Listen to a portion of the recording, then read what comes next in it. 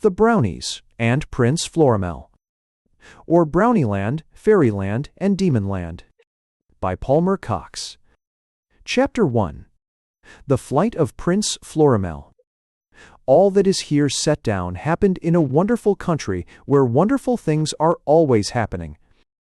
In a certain kingdom there was a young prince named Florimel. His father, the king, had lately passed away, but though Florimel was his only son and of age, he had not succeeded to the throne that by right of birth was his. The reason was that his father had a brother, a very cruel, crafty duke, high in the councils of the state, who had designs upon the throne himself. In a covetous frame of mind, he had once taken a photograph of the crown and ermine robe, and the intelligent palace parrot had made a remark thereat. "Uneasy lies the head that wears a crown," croaked the bird. It was a wise quotation, and yet it was not wise to make it, for right after that something happened to the unlucky parrot. The Duke with his evil influence swayed the opinions of the royal cabinet which made the laws. In his wicked old heart he wished Florimel out of the way. If Florimel had been like other princes, one reads about his people, no doubt would have insisted upon his occupying the throne. But the throne was of ordinary size, so that he never could have occupied it. Like other princes, he was all that was fair and handsome, but he was very small indeed. He was no larger than the average-sized boy of 12, and the people who should have proved his loyal subjects were well-grown men and women. In their talks among themselves, they showed a shame that anyone so small should rule them. "Why, he's no bigger than a brownie," was a remark they very often made. It would look foolish to have such a mite for a king, for they were well informed about the Brownies, and knew how they perched on fences or hid adroitly whenever danger threatened. But they were guided by appearances, as too often people wrongly are, and they failed to realize that sometimes the best goods are done up in the smallest packages, and that even a mite may be mighty. The fact that Florimel was so small had been a great grief to his late parents, who had never been able to understand it. He had been a fine, healthy baby who had won the hearty approval of his doctors and nurses. His mother always had an uneasy fear that the godmother who assisted at his christening might have been concerned in his diminutive size, but the king invariably pooh-poohed at her suspicions. This godmother was an ex-fairy, but advancing age had interfered with her work of magic. Her joints had become stiff and cramped, and she had contracted rheumatism from sleeping in damp, dewy flowers. She did not get around in the lively fashion she used to. "Nonsense," said the king. Would she have bestowed on him the gift of second sight, and at the same time taken away his size? Depend upon it, my dear, her intentions were perfectly straightforward and honorable. "But it may have been this second sight has interfered with his growth," said the queen, whole why overturning them. "His vision is simply wonderful." This was indeed so. Prince Florimel could see things no one else could. Furthermore, he could see them at night. Some wise old soothsayer declared that he was gifted with supernatural powers. One other gift had his ex-fairy godmother presented to him, a bow and quiver of arrows which she averred were priceless. "I charge you," she said, most impressively to the king, "never to let your dear son have the bow and arrows unless there comes to him some moment of great danger. Then let him place one of these arrows to the bow and shoot it where he will. The result will be miraculous." After she had gone back to the old ex-fairy lady's home, the king was strongly tempted to shoot one of the arrows from the bow just to see what would happen. With great difficulty he repressed his curiosity and placed the bow and arrows in the family safe, whose combinations was known only to himself. So time passed happily, and 1 year added its joys to those of others, until there came the sad day when Florimel lost his dear mother. There was much sorrow throughout the entire kingdom, for the queen was a gentle, gracious one, whose kind words and good deeds had endeared her to the hearts of all. So great was her loss to the king that he did not survive her long. Ere he joined her, he called his brother, the duke, to his bed, and said to him, "You are my only kin outside of Florimel, so to your keeping I entrust him. He is such a little chap you must be very careful of him. After I am gone he will be king, and I am sure he will rule well and wisely. He is a true king at heart, if not of stature." Promise me to be his counselor and guide, and to incline him ever to the side of mercy, charity, and goodness." The false duke promised with great earnestness, but all the while he was thinking of many wicked things. With Florimel removed, he would ascend to the throne himself. Yet so well did he hide his guilty feelings that his brother had no suspicion of any perfidy or wrongdoing, and passed away in the peace befitting the righteous king he was. After the king's death, the duke, through one pretext or another, delayed the coronation of the new. He incited his nephew to feats and deeds of great danger and daring with the evil hope that some terrible accident would befall him. But in all the risks and hazards that he took, and none was too great, it almost seemed that Prince Florimel bore a charmed life. Like other young people, he had his dreams, and saw much that was unreal, but with all these there had come lasting impressions. When the Duke failed to accomplish his evil designs, he determined upon even more desperate methods in his game. The people were beginning to chafe at the delay in the coronation, and were clamoring for a new ruler, so the cabinet met to decide this most important matter, and the Duke presided over the council. "This is a most embarrassing situation," he said. "Ordinarily, we would place the only son of our late king on the throne without question and amid great rejoicing. But we are confronted by a most perplexing question. Prince Florimel is what might be termed a freak. The point is, could he represent his kingdom with the proper dignity?" "Prince Florimel may be a freak, as you say," remarked a member of the cabinet, "but at the same time I have never seen a handsomer, manlier young fellow. His symmetry is perfect, and he is all that is chivalrous and brave. He is the stuff true kings are made of. The only thing against him is his size." "That, I fear, is an objection which cannot be overcome," said the wily Duke. "Can we, a race of big men and women, be governed by a pygmy king, a hop-o'-my-thumb? We would be the laughing-stock of other kingdoms. We would be the laughing-stock of other kingdoms. Think, when the rulers of all these met, and ours came among them, of the mortification we would feel that we did not have a full-grown man to represent us. His insignificance would make this country insignificant to others. Those who did not know us and judged us by him would look upon us as a country of dwarfs." "But Florimel is the late king's son and heir to the throne," said another member of the cabinet. "Who else could reign in his stead?" "I am the next of kin," said the Duke. "Yes, if it were not for Florimel, you would be the logical king." "Let us postpone our deliberations until tomorrow, by which time I think I can find a way out of the difficulty," said the Duke, with deadly meaning. The members of the cabinet looked at each other, and the meeting silently adjourned. It had been conducted with the utmost secrecy, and no one else was present but an old factotum named Gando, who was there to lock the doors. And Gando, who was passionately attached to Florimel, heard the Duke's word and was very uneasy in his mind. "So that is why," the old man said to himself, "the Duke was sharpening his knife on the grindstone." When the Duke had retired to his apartment, Gando tiptoed noiselessly after him and placed his feeble, dim eye close to the keyhole of the door. What he saw froze the blood in his veins, and caused the few white hairs on his head to stand stiffly up with his great fright. The Duke was seated at his window, and the moonlight played and glittered on a long, slender knife that he held in his hand. Old Gando's knees knocked together, and he fled the spot. Of one thing he was very sure. Florimel, without loss of time, should place himself far beyond the reach of his wicked uncle. Each added moment increased the prince's danger. Soon escape might be too late. Before he went to warn the sleeping prince, he secured the bow and quiver of arrows that had been entrusted to his care by the late king.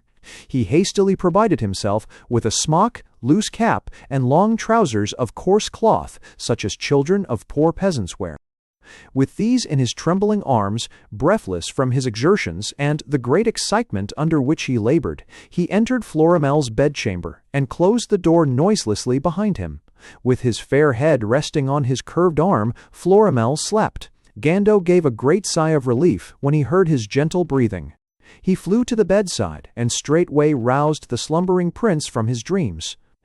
"Oh, master, my dear young master," he cried with his voice broken by sobs, Rouse yourself, I beg of you, and go hence. Do not delay, or you may be too late.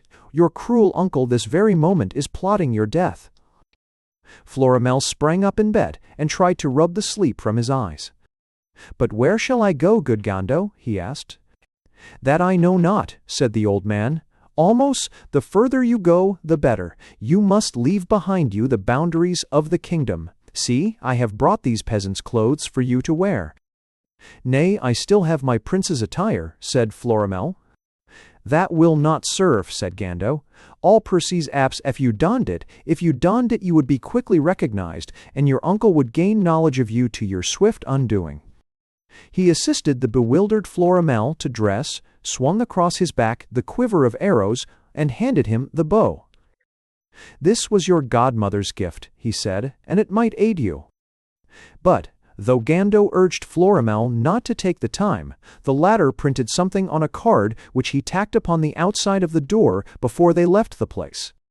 As they fled toward a secret exit, they heard down the corridor the stealthy tread of feet. The Duke snarled like a wild beast as he read the lines. "Farewell, dear uncle. Keep your edge tool for fatted swine." "Fly!" old Gando cried, as he thrust Florimel out into the lonely, starlit night. "Oh, my dear young master, fly for your life." It was a sad and sudden change indeed for the youth, from the pleasant dreams of guardian Brownies surrounding his bed, to the uncertainty of an unknown way before, and the certainty of a cruel enemy behind. Snow-capped mountain peaks in the distance had a forbidding look, and, as though in league with his old uncle, seemed to extend to him but a cool welcome. The wakeful and observing beasts of the wood and wild saw in him a new character never before met in the open country, and were shaken with wonder and agitation, while they watched the hastening little traveler striding along the lonely road, his only burden the bow and supply of arrows. Chapter 2. Titania comes to reign over the fairies. Now, in another part of the same country, there was a race of fairies who never grew old and always remained beautiful. Their loveliness of face and form was beyond all description. Just try to think of the prettiest young girl you ever saw. Well, even the plainest of these fairies were ever so much prettier. That is to say, all were very beautiful with one exception. In her case, the fairy charm was an utter failure. She was little and old, with a queer, wrinkled face like a dried-up crab-apple. But, because no one else looked like her, she was firmly convinced she was the most beautiful of them all. They wore clinging gowns made of the texture of roses, lilies, and other flowers. She who wore fragrant rose petals called herself Rose. She who called herself Lily, one of lilies, and so on. There were violet, daffodil, bluebell, daisy, jasmine, hyacinth, and ever so many others. You could find the names of all the rest in a seed catalogue. That is, all but the little old wrinkled one who was known as Dame Drusilda. The fairies had a republic. Because they were all so very much alike, and equally beautiful, gifted, and clever, it would have been an extremely awkward matter to select a queen from among them. If anyone had been chosen, all the others would have felt greatly slighted. Dame Drusilda believed she should be the queen simply because no one else looked like her, but she was quite alone in her opinion. They were very up-to-date, and they had a palace of great magnificence that had every modern convenience, with sanitary plumbing. There was a very gorgeous throne room, wisely arranged in the event that they might someday have a queen, with a portcullis at the entrance that could be raised or lowered at will. This, of course, was to keep out unwelcome visitors. The republic was most beautifully situated where a river joined the sea, and upon a cliff one day the fairies beheld a most unusual sight. While they were smiling and nodding a greeting to some lovely mermaids who were down among the rocks combing their long tresses with the aid of hand mirrors, a golden shallop heaped with flowers came drifting down the placid stream. The fairies signaled to the mermaids who, when their attention was attracted to the shallop, swam to it and guided it to the shore. As it drew near, all grew very much excited when they observed a most exquisite little creature nestling asleep in the fragrant bed of flowers. When the shallop grounded gently on the pebbly beach, her eyes opened, and she gazed up at them with the most enchanting smile imaginable. "I am Queen Titania," she announced as they bent over her, "and I have come to reign over you." With tender hands they raised her from her couch and knelt before her in silent adoration. Never before had they seen anyone so beautiful, as she stood before them in her long trailing gown, with a gem-crusted crown upon her brow, and in her hand a slender wand from whose tip shone the scintillating rays of a diamond. "Your Majesty," said queer little Dame Drusilla, "we are all your loyal subjects. Let us conduct you to the palace, where affairs of state await you." Amid great rejoicing, they conducted Queen Titania to the palace. Winged cupids bore her long train, the portcullis was raised, and in triumph they entered. The new queen was conducted with much pomp to the throne room. When she was placed upon the throne, 2 dogs, 2 frogs, and an ostrich were brought before her. "What have they done?" asked Queen Titania. "Your Majesty," said the fairy named Hyacinth, "these 2 dogs were fighting, and one bit off a piece of the other's ear." "Which was the one who did it?" "Why, this one." "Bind him over to keep the peace," said Queen Titania promptly. The fairies all nodded their approval as the dogs were led away.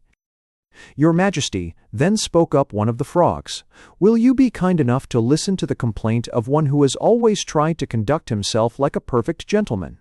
I am a confirmed bachelor frog. This young lady frog is continually pestering me with her attentions.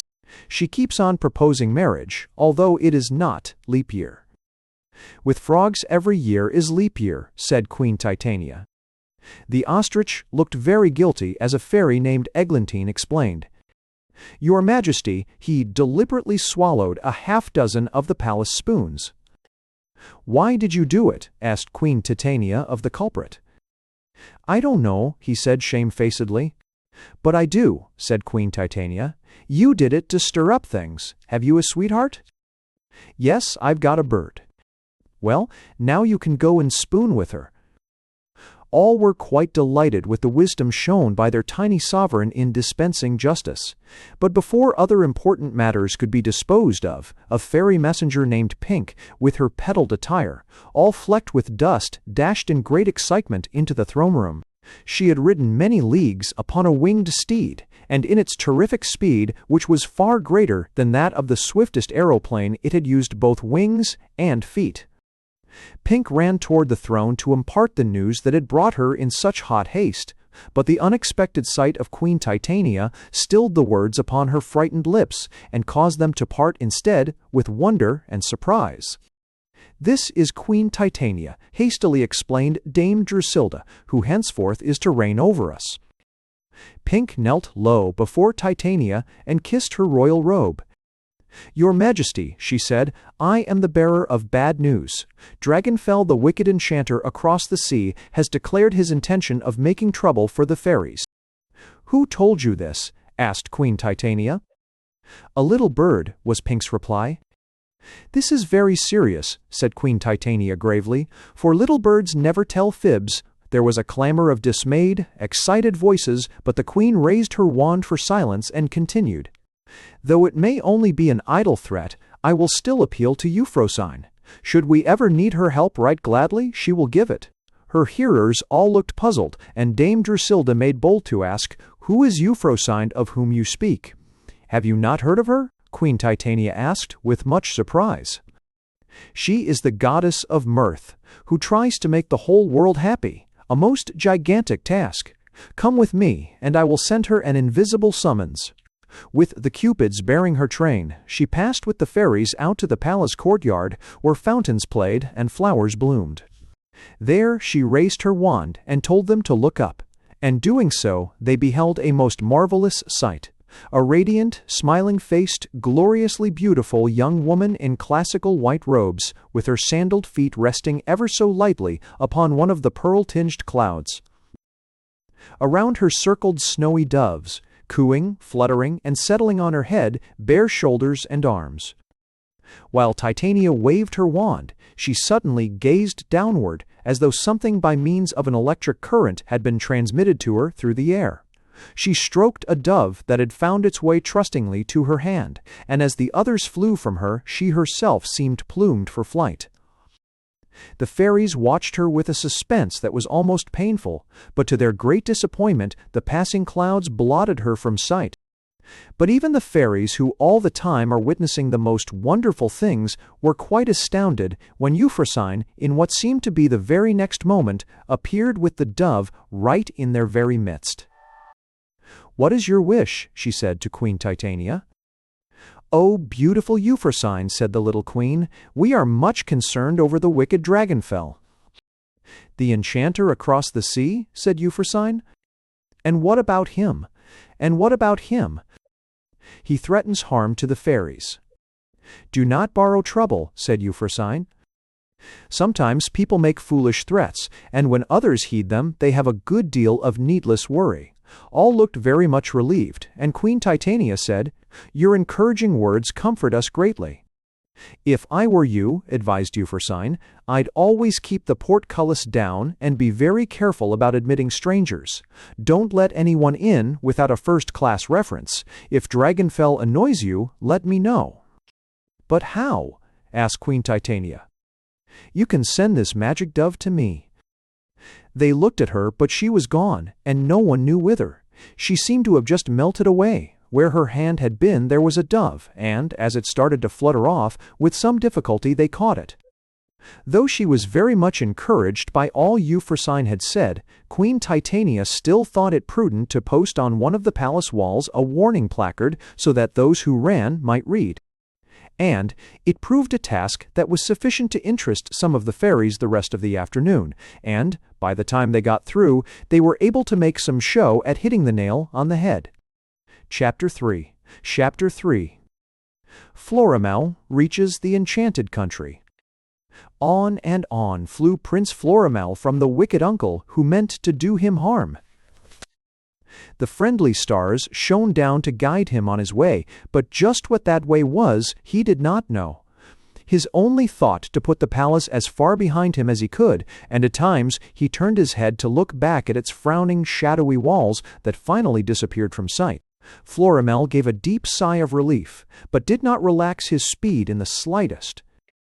The words of the faithful old Gando were strongly impressed upon his mind, and he realized that the Duke had designs on his life. When it was discovered that he was missing, a search would be made for him, and once in the power of the Duke, it would go hard with him. So on he ran, and the few people whom he met paid little or no heed to him, thinking perhaps that he was some frightened peasant child hastening to or from home upon some urgent night errand. And as he went, always further and further away from the palace, the houses grew fewer and still fewer, till finally he found himself out in the open country. The stars were paling out, and by this time Florimel was very tired, so that when he saw a haystack in a field he quickly sought it, and burrowing from sight down into the sweet-smelling mass, was soon asleep. The sun was up when he awoke, refreshed. He heard the cooling trickle of a brook hard by, and drank thirstily, and laved his face and hands.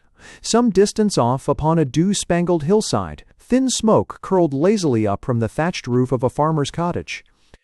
Florimel, who felt the qualms of hunger drew nigh to it, resolved to ask for food. As he approached the cottage, a dog, stretched out in the doorway to enjoy the first genial rays of the sun, jumped up and started to bark, but almost instantly his barks ceased, and he wagged his tail instead with friendly violence. A stout, middle-aged woman with a kerchief on her head came to the open door and eyed him questioningly. "Good mother," he said with a winning smile, "may I trespass upon your hospitality? I would fain break my fast, and this coin will pay my way." "Food have we a plenty, and to spare," said the kind-hearted woman, "so that you are welcome to it. But who are you, and whence came you? You do not speak like a peasant's child." "Nay, I have some knowledge of fair speech," said Florimel. "Yet do I count myself one of the people, and I fare from the city in quest of adventure. See, I have brought this bow and quiver of arrows with me." "Then most surely you will find it," said the dame, "for we live almost on the edge of the kingdom, and beyond that line of deep woods there is a strange country with adventure enough, I warrant you. But come with me, and sit you at the board. My good man has gone to loose the sheep from the fold, and will be back very soon." So Florimel followed his hostess into the plain kitchen, and took his place at a bare wooden table while she busied herself in the preparation of the meal. And, as he sat there, and she was occupied with her task, there rose from outside a sudden hubbub, made up of the gallop of many horses' hooves, the clank and rattle of swords and uniforms, and the jargon of excited human voices. The woman in great curiosity rushed from the oven to the door, and Florimel jumped down from his chair, running after her and peering out from behind her. "Soldiers," she cried, astounded beyond measure. "What are they doing here, I wonder?" The farmer, with cap in hand, looked up at them, awed and confused by their fine airs and magnificence, and while they volleyed questions at him silently and stupidly shook his head, until at last, in their impatience and disgust, they put spurs to their horses' flanks and galloped off in clouds of dust. Then the good man ran toward the house, suddenly finding voice and shouting at his wife. "Here's a great to-do. The young Prince Florimel has disappeared in the night, and the whole kingdom is aroused." Then, noticing Florimel for the first time, he asked, "But who is this?" "A chance guest to break his fast with us," said his wife. "But let us eat before the food grows cold." So Florimel partook heartily of the plain fare of the farmer and his wife, and throughout the meal the talk of his hosts was of the missing prince. "Poor lad," said the woman with a sigh. "I hope that all is well with him, yet much I fear this search for him is vain. His uncle, the Duke, could tell, I warrant, what has happened to him, but he will never be heard of more, and the wicked Duke will now be king." "You who have come from the city," said the farmer to Florimel, "no doubt sometime have seen the poor prince. What kind of a young lad was he? A likely one, so I have heard." "He had his faults," admitted Florimel. "He was very small of build, no taller than I. I doubt if he weighed a pennyweight more." "Was he handsome?" asked the woman. "Am I handsome?" asked Florimel in return. "Candor compels me to tell you you are not," she frankly said, "though you are not ill-favored either." "Still, if I wore the prince's attire," said Florimel, "I would be as handsome as he. But let us change the subject. You spoke but a while ago of that strange country which lies adjacent to this. In what manner is it strange?" "But little is known of it," said the woman, "for in truth it is a place to be avoided. There are few humans bold enough to penetrate its mysteries, for in the forests and dense undergrowth are savage beasts that wreak harm. Often we can hear their wild cries at night, and our hearts are chilled. And, even if one escape the beasts, there are brownies and fairies to weave their mystic charm." "Are the brownies there too?" asked Florimel with interest. "Aye, that they are," said the woman. "But it is not the brownies that would hurt you. They are kind little creatures who would help instead of harm you." "I would like to see them," said Florimel reflectively. "Many a night as I lay in my bed have I dreamed of the brownies."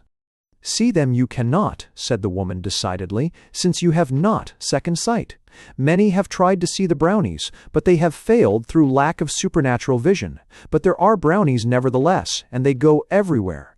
Of that we have abundant proof, have we not, husband?" "Aye," said the farmer. "Once when I lay flat upon my back, and the grain in the field was in danger of rot, the brownies came one night and harvested it. In the morning it was all cut and stacked." "Yes," the good wife hastened to add, "and that very same night they churned the cream to butter." "Are you sure the brownies did it?" asked Florimel in surprise. "Who else but the brownies?" said the farmer positively. "We had set a bowl of cream, for that is all they ask, and next morning the cream was gone. Wife, show him the bowl." The woman thereupon exhibited an empty blue delf bowl, and Florimel was convinced. He rose with his hosts from the table, and went to the doorway from which he gazed to the far line of woods that now held such charm for him. "Let me pay you my faring, good people," he said, "for I would be on my way." "Nay, there is naught you owe us," said the farmer, "for you have been a welcome guest. You are a fine young lad, and I have a fancy for you. You had better bide here with us. There is work for you to do for your board and lodging. I need someone to tend the sheep."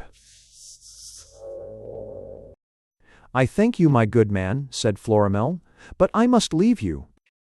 Whither would you go? To that strange country of which your good wife spoke. Say not so, young master, implored the woman earnestly. There are wild beasts there, waiting to devour you. And there are wild beasts of men, sometimes even more terrible, said Florimel. I will take my chances with the beasts. All that I have loved I have lost, so there is naught to keep me. Each moment I tarry but adds to the danger that encompasses me. Master, can it be? Once its semity, the chief forts, its semity, its emity, its beetree, might not in Kates are done for. Once mothered dozen, its mothered also, its emities have a semity. Yes, I am indeed he, said Florimel. Convey word to my uncle that I am gone, and that the child of the brother who trusted in him will never trouble him again. If the people choose him for their ruler, let the consequences be on their own heads. And now, farewell. With this last word on his lips, he broke into a run. The man with the best of intentions tried to follow in the hope of dissuading him from his rash purpose, while his wife frantically shouted for the young prince to come back. But with the bow and arrows that might mean so much to him, Florimel only increased his pace, so that the other was soon distanced. Finally, the man in despair gave up the chase and stood watching until Florimel turned, waved his hand, and disappeared into the heavy growth of forest. And on he went, though nothing extraordinary befell him. So for 3 days he continued, suffering neither from hunger nor from thirst, for there were plenty of pure brooks at which he could lave and drink, and it was the time of the delicious tom-tom, a juicy fruit everywhere in great abundance, which tasted like a banana flavored with vanilla ice cream, and which had all the sustaining qualities of beefsteak. Of this Florimel partook heartily and at will, as well as of berries and nuts, and when weary slept for precaution's sake in the forked branches of trees, with his rest broken only by the crashing of some skulking animal through thick, tangled underbrush in quest of prey, or a long, drawn-out, shuddering night cry that would chill his blood and cause his heart for a moment to cease its beat. Still, there were trees growing thickly together, and retarding and making difficult one's advance. But, just when he was growing discouraged, they began to thin out, and he came into more open spaces.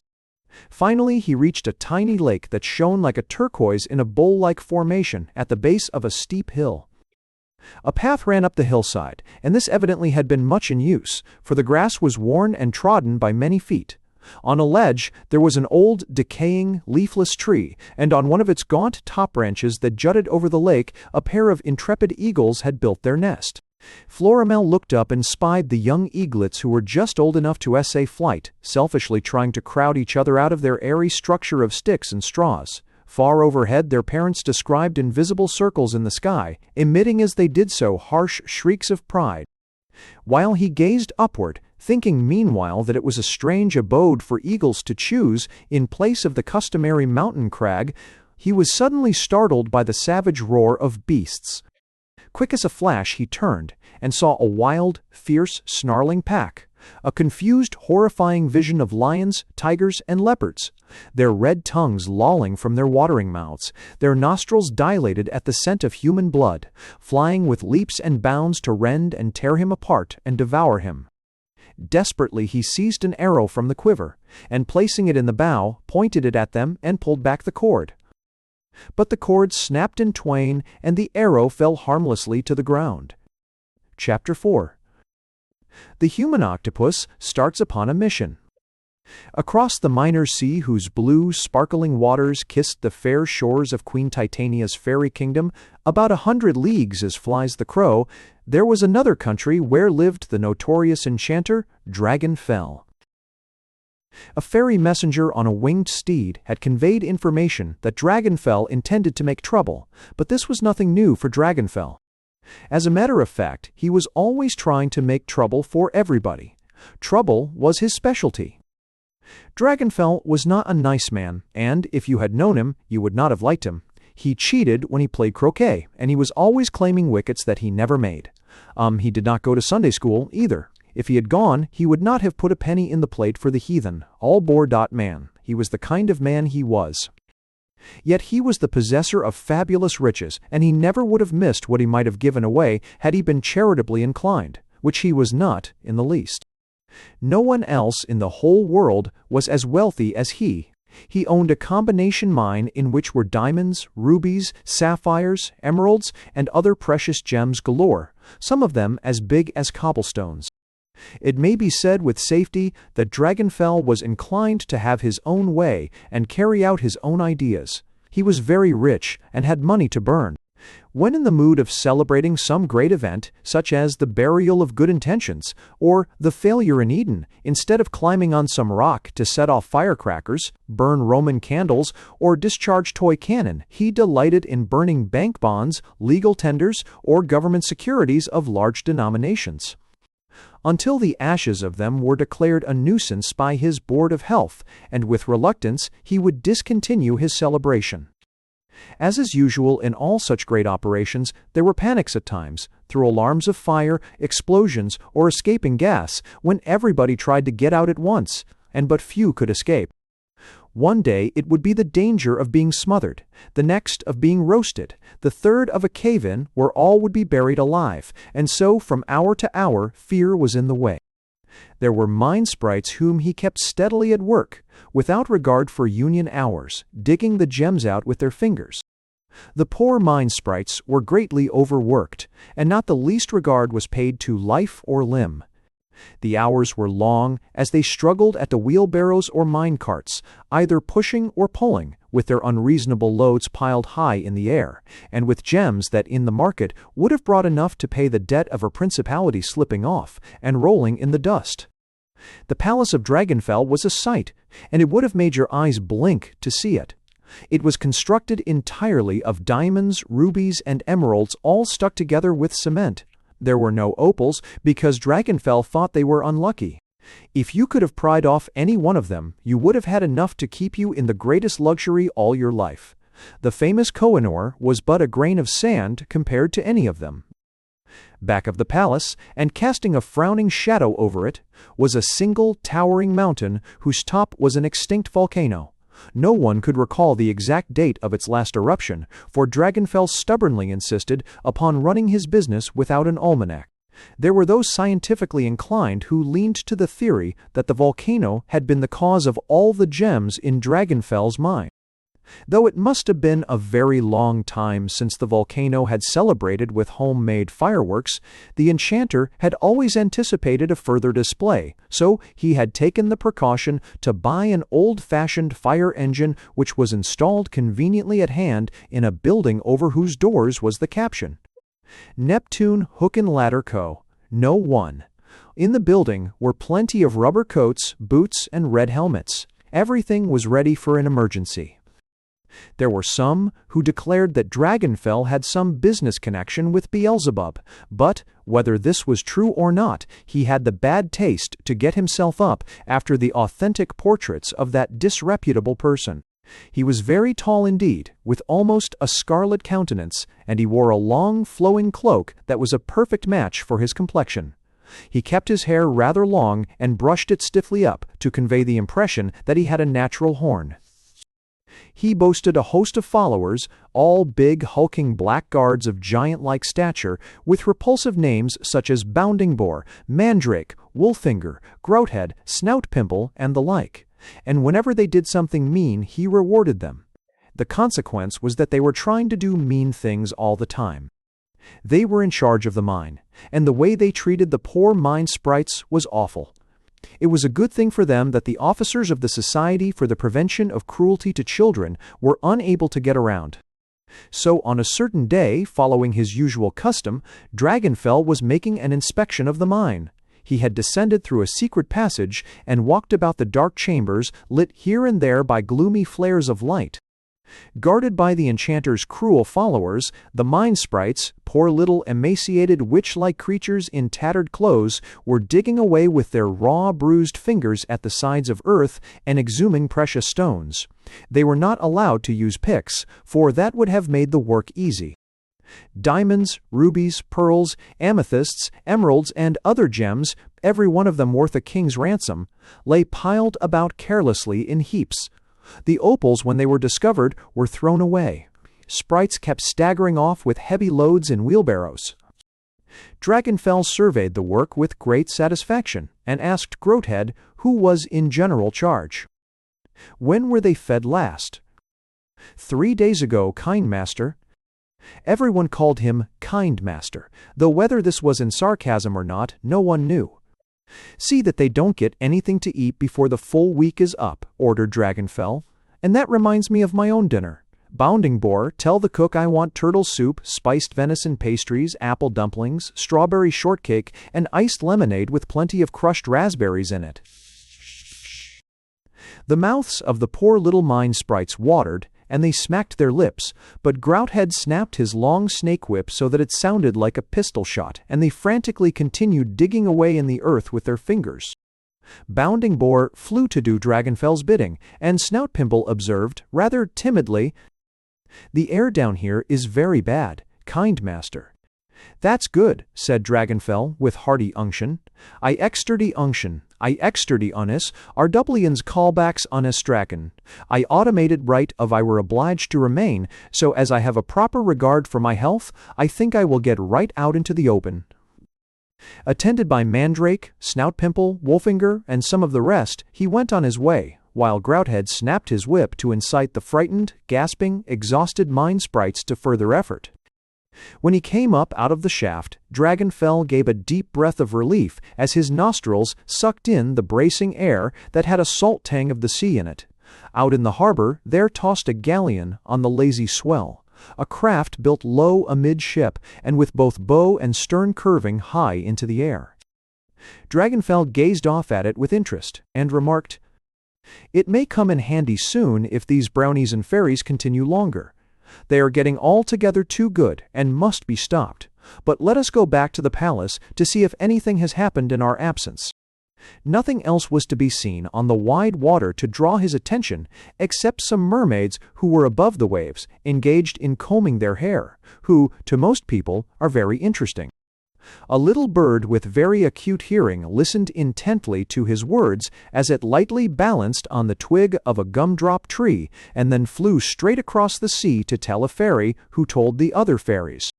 Dragonfell, with his big, clumsy, lumbering cohorts, strode on to the palace that was guarded by a demon usher, a queer, comical-looking chap who, with his wings, much resembled a human grasshopper, and who half flew, half walked. He had thin little wisps of hair sticking out from each side of his nose, like the scanty whiskers of a cat. The demon usher, with hops and jumps, escorted him to a magnificent throne and groveled with smirks before him, while Dragonfell, with what he thought to be the quintessence of grace, sank upon it, and then arranged himself in what he imagined was a kingly posture. "Well," he gruffly said, "has anyone been here since I've been gone?" "No, kind master," the demon usher hastened to assure him. "No one has been here since the band, and you remember them." "Ah, that band," repeated Dragonfell with a shudder. "I can't get their notes out of my ears yet. But what have we here?" A huge creature resembling an octopus, with great, staring eyes popping from his head and hundreds of fuzzy tentacles protruding in all directions from his grotesque body, came crawling toward him.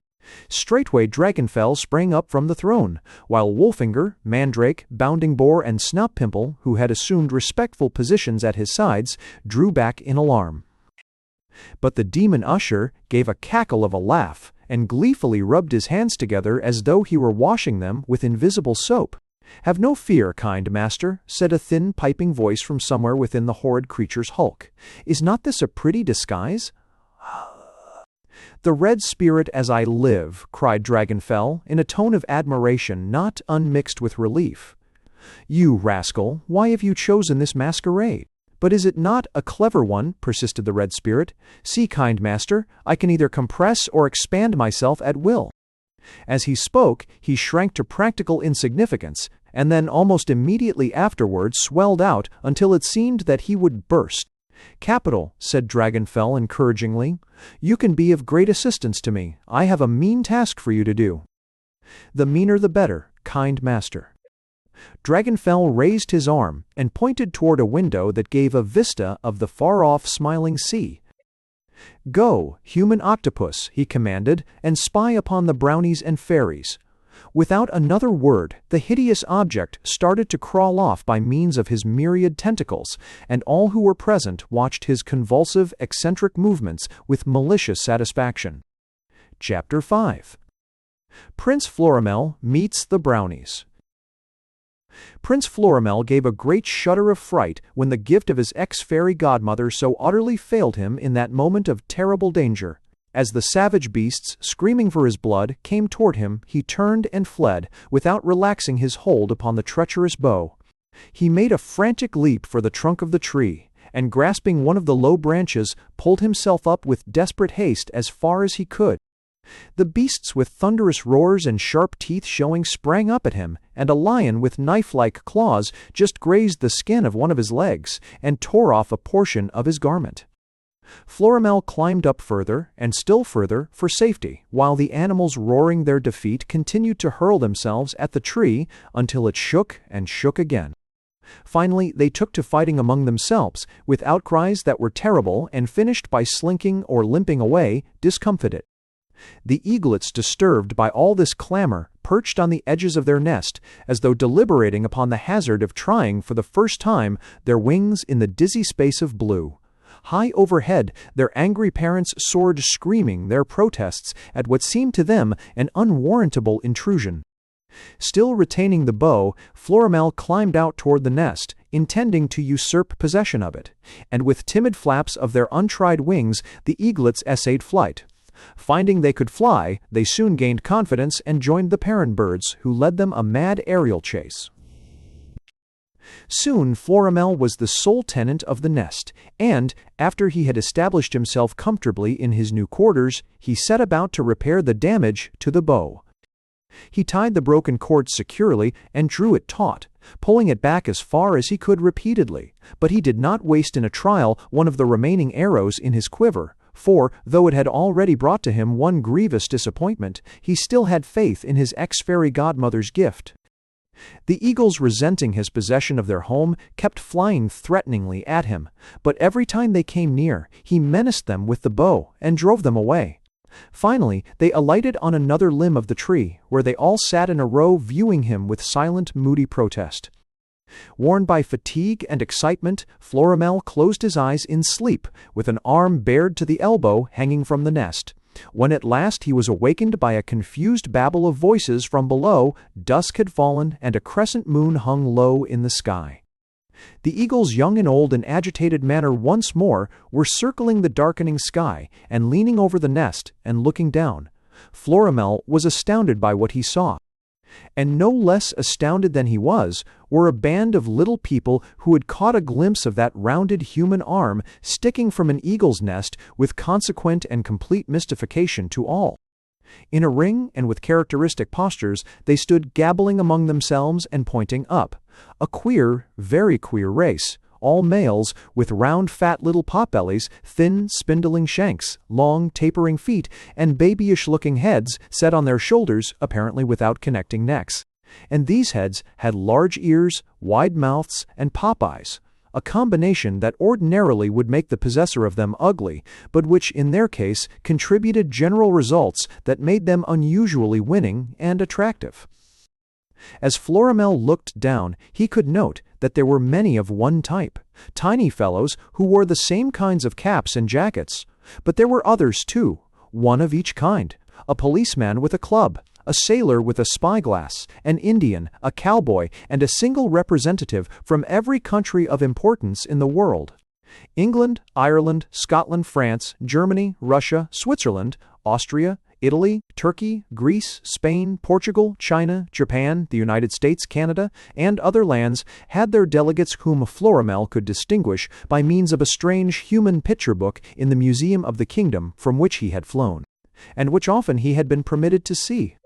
And while he marveled and wondered thereat, his keen eye alighted on another too, a tiny chap with high-topped, bell-crowned hat, black clothes with swallowtail, a wide expanse of spotless white shirt, bosom, spats, and glistening patent leather shoes, a pompous, vain, conceited, immaculate-looking little fellow, who carried a cane that seemed a part of him, and who wore a round piece of glass over one of his eyes.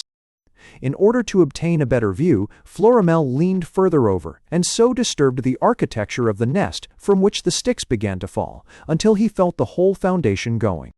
But so suddenly did this occur that he did not have a chance to grasp a saving branch, and in a trice plunged through the bottomless structure, down, down, down, down.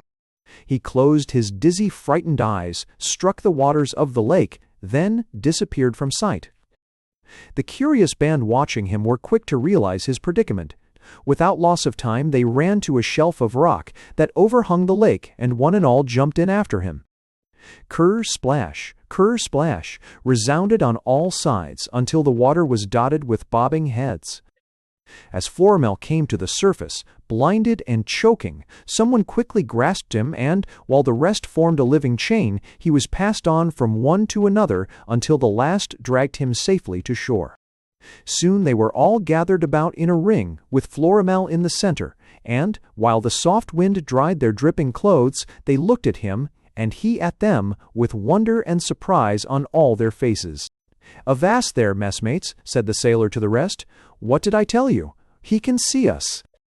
And the cry was taken up all around the ring. "He can see us? He can see us." "Why shouldn't I be able to see you?" said Florimel, rather impatiently. "I have eyes." "Yes," said one who wore a long black gown, and who had a tasseled mortarboard on his head, "but so have other people. It takes second sight to see the Brownies." The Brownies! Florimel's heart gave a sudden bound. "Much am I beholden to you all," he said, "for having rescued me. If you had not saved me, I should have been obliged to save myself." "Can you swim?" asked the sailor, while all looked much chagrined. "Like any duck," was Florimel's response. "But are you mortal?" questioned the Uncle Sam Brownie. "No mortal eye has ever yet beheld us." "My ex-fairy godmother at my christening bestowed on me the gift of second sight," explained Florimel, "so that I have always been able to see things no one else could." "Ah, that accounts for it," said the Irish Brownie, while the faces of all the others showed that a great mystery had suddenly been cleared away. "Why, you must have supernatural powers." "Of that I am not sure," said Florimel, "but of this much I am, that right gladly would I be one of you, to work and toil while weary households sleep, to delight in harmless pranks and helpful deeds, and never be seen by mortal eye." They looked at each other, evidently embarrassed by so bold a hint, and the Brownie dude voiced the thought that was in all minds when he fervently remarked, "I wish King Stanislaus were here." "But you are not a Brownie," said the Chinaman to Florimel in a most decided tone. "How could you join the band? You don't look like a Brownie. What have you ever done?" "Nothing, I fear," confessed Florimel. "It is not what I have not done, but what I hope to do, that makes me so presumptuous as to beg the honor to be one of you. And, if I were fortunate enough to be taken in by you, I would ever strive to be helpful, faithful, and true, like a Brownie." These words, delivered with earnest, manly spirit, created their impression. "It may be you have supernatural powers, as the Irishman remarked," said the student Brownie doubtfully. Have you ever tried to put them to a test?" Prince Florimel sighed. What could he do to gain the confidence and esteem of these little people, whom already he was beginning to love? How could he make them all his friends? In his doubt and uncertainty, his eyes strayed to the bow in his hand. A sudden thought came to him. In this extremity it might be of aid. But it had failed him once. Would it fail him again? Without a word, he took an arrow from the quiver and placed it to the bow. The Brownies watched his every movement with the keenest interest. He gazed about, seeking some difficult target at which to aim. With their pop eyes, the Brownies gazed where he did. He saw the crescent moon hanging low in the deepening sky, like a hunter's horn, and pointed the arrow at it. He pulled back the cord with all his strength, and to his great relief, it held. The arrow whistled away in its swift flight, and was lost in the violet atmosphere. But almost the next moment, a great cry of surprise went up from all the Brownies. The arrow that Florimel had shot was sticking through the moon. Chapter 6. The human octopus snoops around. Watched by the admiring eyes of Dragonfell and his followers, the human octopus wriggled and squirmed his way out of the enchanter's palace. And, whether he flew through the air or swam through the waters, to Queen Titania's fairy kingdom using his tentacles as propellers is a matter for conjecture. But at any rate, he got there with all tentacles. Whenever his suspicions were aroused or there was the slightest doubt, he would hastily secrete himself among shrubbery or weeds, with which his mottled green sides proved a perfect match, so that as a whole he blended in admirably with the vegetation. He did not have a heart, a rather sluggish liver performing for him, instead the necessary functions of the other organ, and, as he approached Queen Titania's palace with due caution, it thumped with torpid pleasure. If there was anything he liked above all others, it was sneaking, and the job which Dragonfell had given him presented most attractive possibilities. Noting a gurgling brook in the proximity of the portcullis, he took great pains to soak the round pad-like ends of his tentacles in water, so that when they were applied to a flat surface they would adhere through atmospheric pressure sufficiently to bear his weight. In such a manner, when no one was looking, did the wily rascal climb up the high garden wall and down the other side, wriggling and squirming with ill-concealed chuckles toward the palace. Only the magic dove that Euphrosyne had left, which was preening itself on the edge of a fountain's basin, saw him, with the result that it was strongly tempted to fly back to the goddess of mirth forthwith. At the fountain, the human octopus took the precaution to again soak his multifarious pads in water, after which, with his goggle eyes, he cocked his head in a professional survey of the palace. Then he began to ascend one of its towering walls. Higher and still higher he went in perfect safety until at last he gained the roof and squatted on the top of a chimney. There he skillfully compressed himself to fit the dimensions of the flue, after which he began to let himself gently down like an elevator car. A great volume of black, greasy smoke from the kitchen suddenly belched forth and hid him from sight. It was not so long afterward that, all covered with soot, he crawled out of the big open fireplace in the throne room. Before he did so he made sure to satisfy himself that no one was there.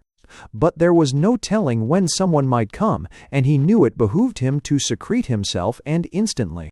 His goggle eyes oscillated in all directions around the room, and he craftily selected for his hiding place a great tall clock that stood up close against the wall in a corner by itself. It was not a grandfather's clock, for there were no grandfathers in Queen Titania's kingdom. It was what might more properly be termed a grandmother's clock. The villain opened the door and projected himself into the clock's interior, being obliged, in order to accomplish this, to make his proportions squarish and oblong. His queer-looking head showed at the top instead of the clock's face. Then, with one of his tentacles glued to the door, he pulled it back in its place. "Now we shall see what we shall see," he snorted. "I must be patient and bide my time."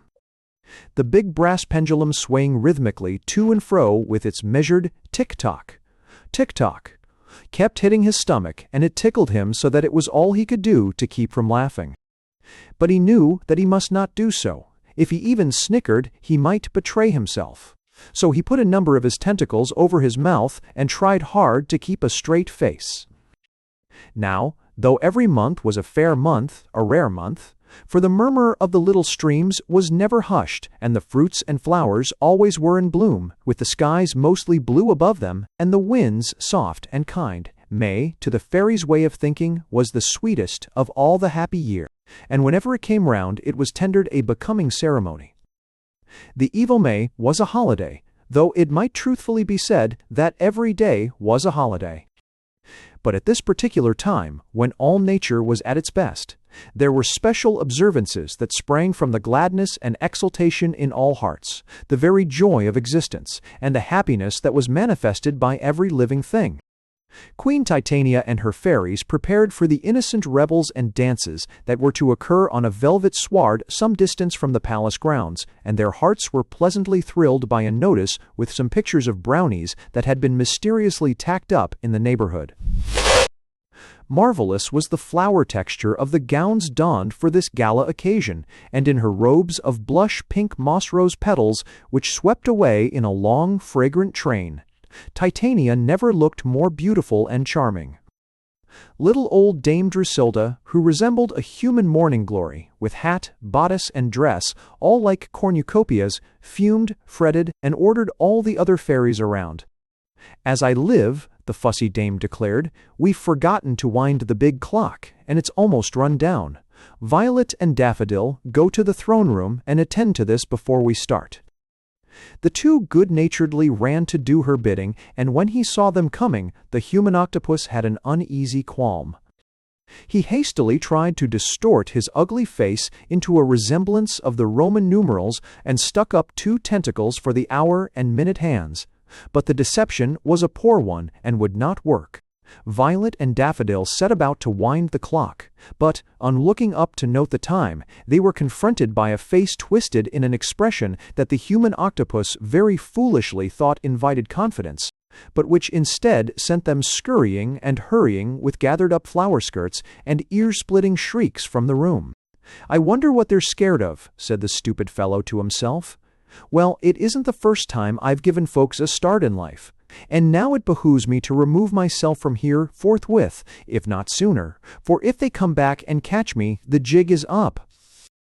The tick-tock of the pendulum reminded him that every moment was precious, so he scrambled out of the clock and wig-wagged his way out of the room. When he came to a fountain, he lumberingly clambered up into the basin and puddled around in the water to get the soot off, and once more, as the dove watched him perform his ablutions, it found it difficult to refrain from flying back to Euphrosyne. The human octopus peered through a lattice, but none of the fairies was in sight. Then he hustled up the garden wall and down the other side, finally secreting himself in a big floral urn by the portcullis, where he awaited further developments. No one would have guessed he was there, for he seemed to be a part of the luxuriant green growth, and he even let his tentacles droop gracefully over with the branches and stalks of the palms and ferns to heighten the illusion.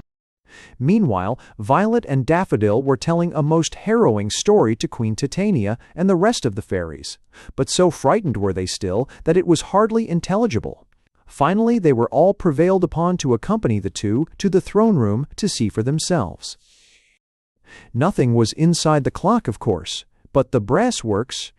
"It seems to me you both have very vivid imaginations, young ladies," chided Dame Drusilda. "After this I would let Welsh rabbits alone." "It's not there now, but it was there," persisted Violet stoutly, "and it was the most dreadful-looking thing you ever saw." "It was worse than that," added Daffodil. "It was the most dreadful-looking thing you never saw." "Well, even if there was such a horrid creature, it's gone," said Queen Titania comfortingly, "so why should we trouble ourselves about it any longer? It's time for our revels to begin, and if we don't hurry up, the ice cream will all melt, and remember there's angel cake, charlotte russe, and lemonade besides." The tiny cupids, whose hearts were going pit-a-pat, for they believed implicitly every word that Violet and Daffodil had said, hastily gathered up Her Majesty's train. All started from the palace, the portcullis being raised to let them pass, and from his hiding-place in the urn, the human octopus with his big, gloating goggle eyes noted every movement that they made. But they had no suspicion that he lurked among the palms and ferns. After they had disappeared from sight, he flopped down, and keeping his eyes close to the earth, followed the wee footprints that they made. His sleuth-like, sneaky search led him straight to where the fairies sported on the green, and as he drew nearer to them, he exercised more caution.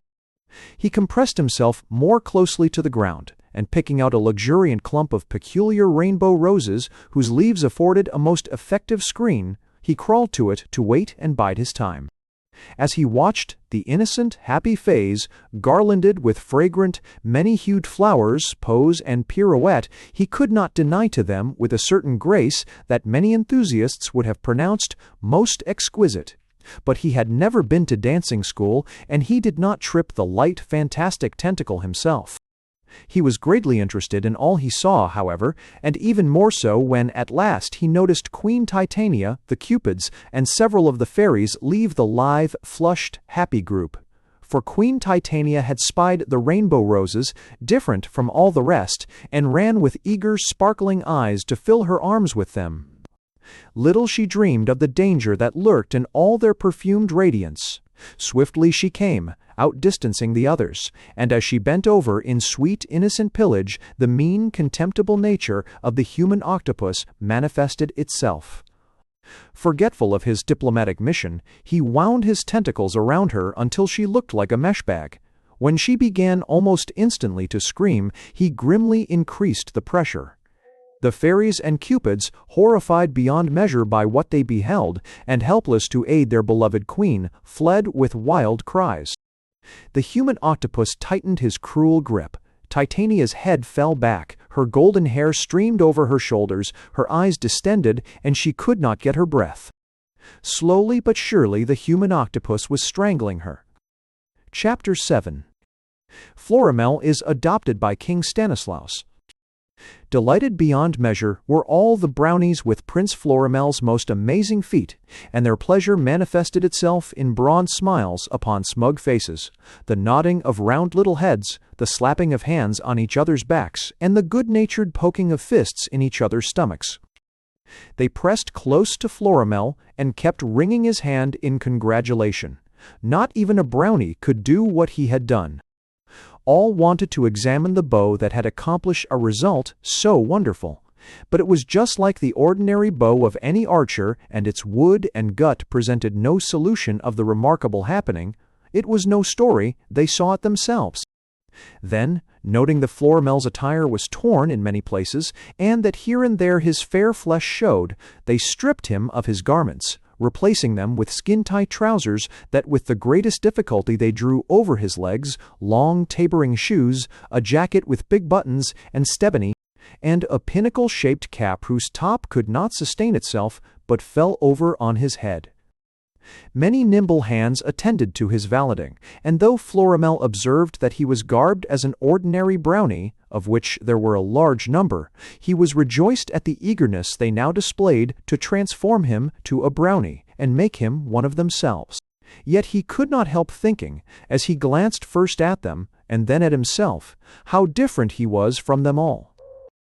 Try as they might, they could not bestow on him the pop eyes, big ears, and broad, distended mouth that parted in a smile so evident of inward satisfaction. He was as fair and sightly as one could wish to be, yet he would rather have looked like a Brownie. Only in size did he resemble one.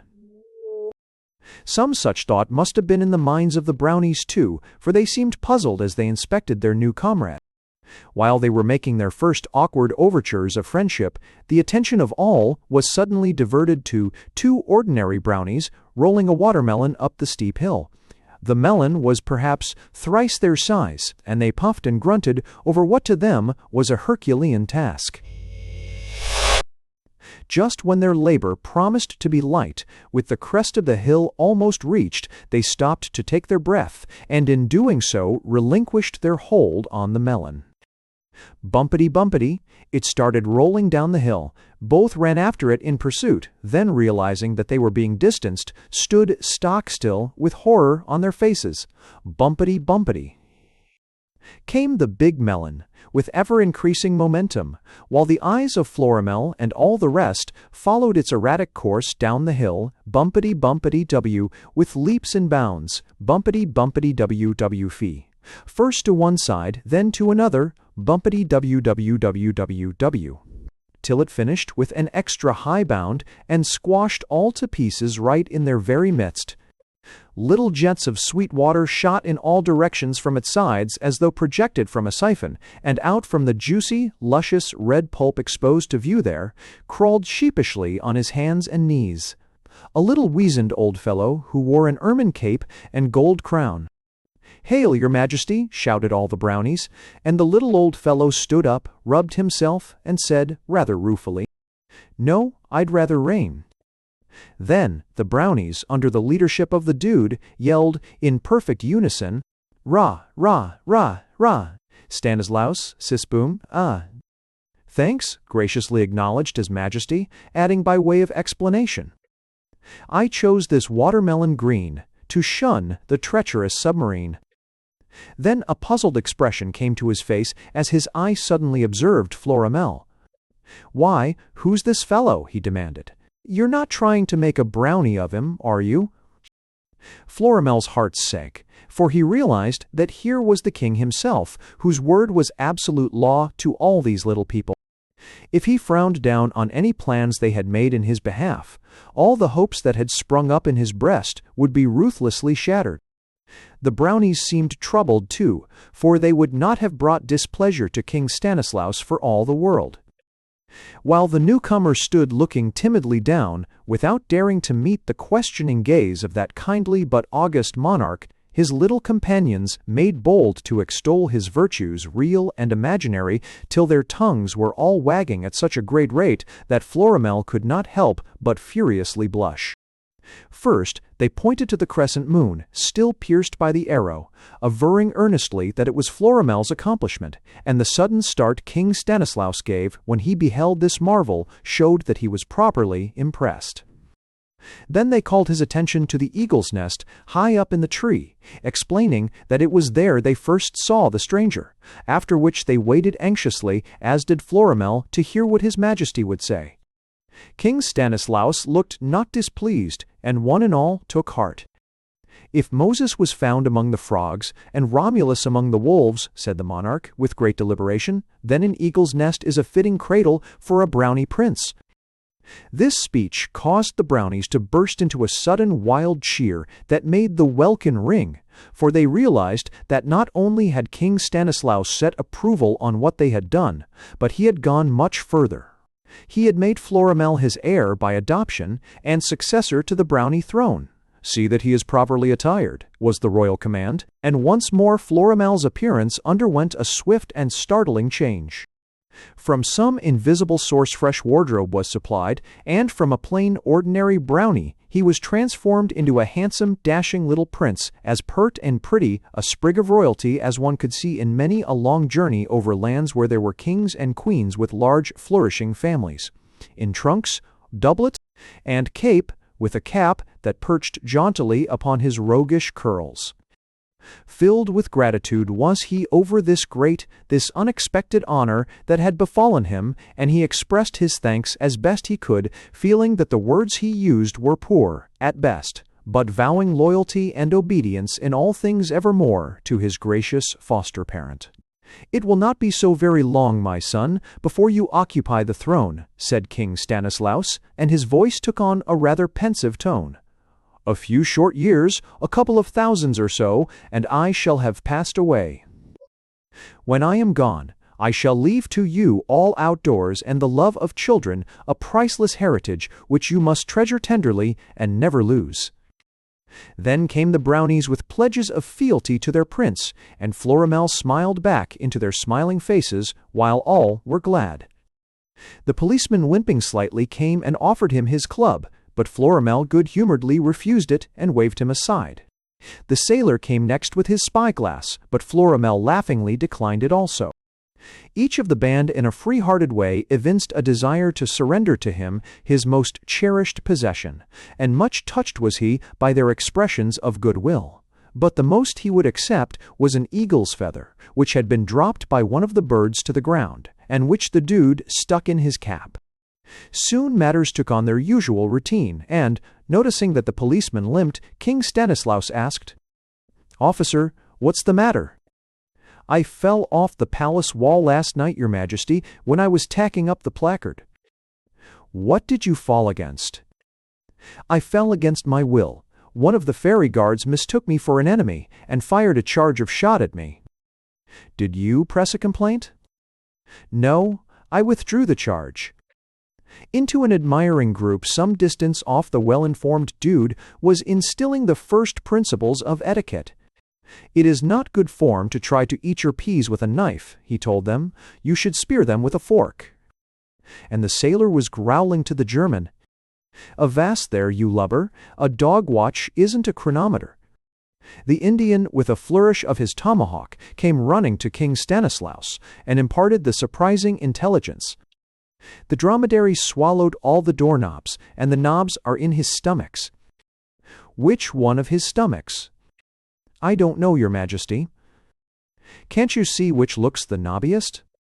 Florimel could not but admire the shrewdness of King Stanislaus in disposing of all matters great and small, and he did not feel that he could ever reign and be as wise as he. The little monarch held his subjects under most admirable control, and in arguments that sometimes rose between them, one word from his lips would effectually settle all dispute. And so they wandered on and on, hiding away from sight ere the first rays of the morning sun could strike them, and sallying forth again when the stars began to shine at night. Many a harmless prank they played, and helpful deed they did, in which Florimel took hearty part, and he grew to love them more and more, as they did him.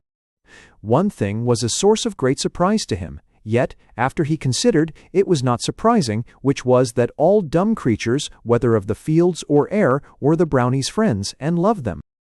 In countless ways they all evinced delight whenever these good-natured little goblins were at hand, for they knew that they would help instead of harm them. Even the savage animals that had so lately thirsted for Florimel's blood proved tractable, and neither they nor the Brownies showed the slightest fear of each other. All was harmony between them, and the industrious animals went on with their task of gathering bones, without caring whether the Brownies were near or far. So on they fared with light hearts that had never a care. The country grew less wild and mountainous, till there were emerald fields, green copses, and flowers blooming everywhere.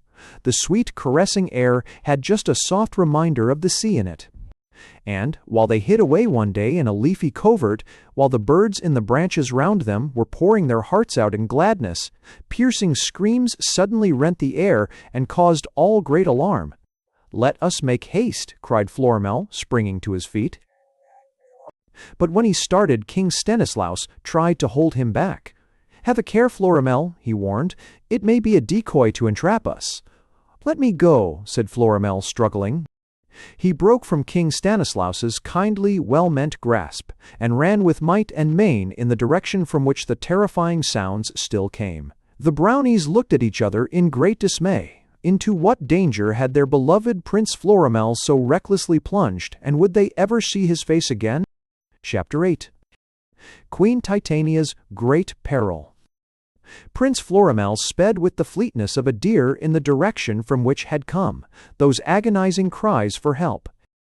As he fairly flew over the ground, he saw the fairies and cupids who had been Titania's companions, and they pointed in a frenzy of alarm to the clump of rainbow roses, in the midst of which their unfortunate queen was in the clutches of the dreadful human octopus.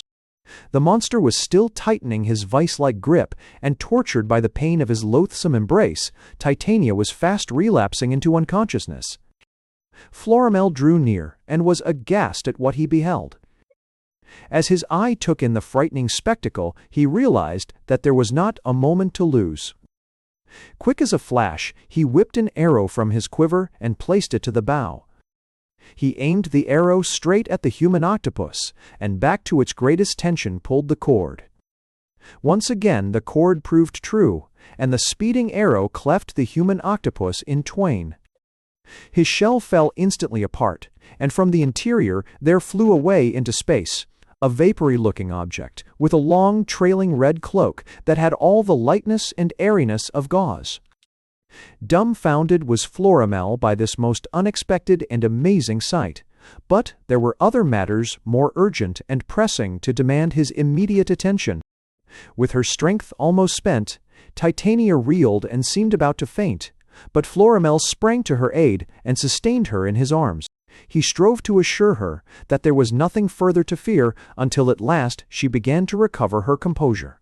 "Noble prince," she murmured, in tones that thrilled him, "you have saved my life, so henceforth it is yours." Florimel sank upon one knee before her, and kissed the pink fingertips of the dainty hand she extended to him. Looking up into her face, he thought he had never seen anyone so beautiful as she, while her tiny heart throbbed faster at the sight of him in all his gallant trappings, and she was very sure she had never seen anyone so handsome. Then came in the greatest excitement all the fairies and brownies, for these latter little people, when Florimel left them, had followed close upon his heels to aid him if need be, since, in spite of mystic power that had temporarily passed with night, they were too brave to desert a comrade when danger threatened. The horror and fear of what they had just witnessed was too much for many of the fairies, and the kind-hearted brownies had the interesting task of conveying some to places of safety, where they could receive proper treatment. In this work, even the Chinaman willingly assisted. A group of curious sprites with much interest inspected several of the creature's tentacles, while Queen Titania's overjoyed subjects crowded around Florimel with such profuse expressions of gratitude that he was much embarrassed. "What did I tell you?" cried Violet, and "What did I tell you?" echoed Daffodil, while all with much timidity examined the green mottled shell that lay in halves upon the ground.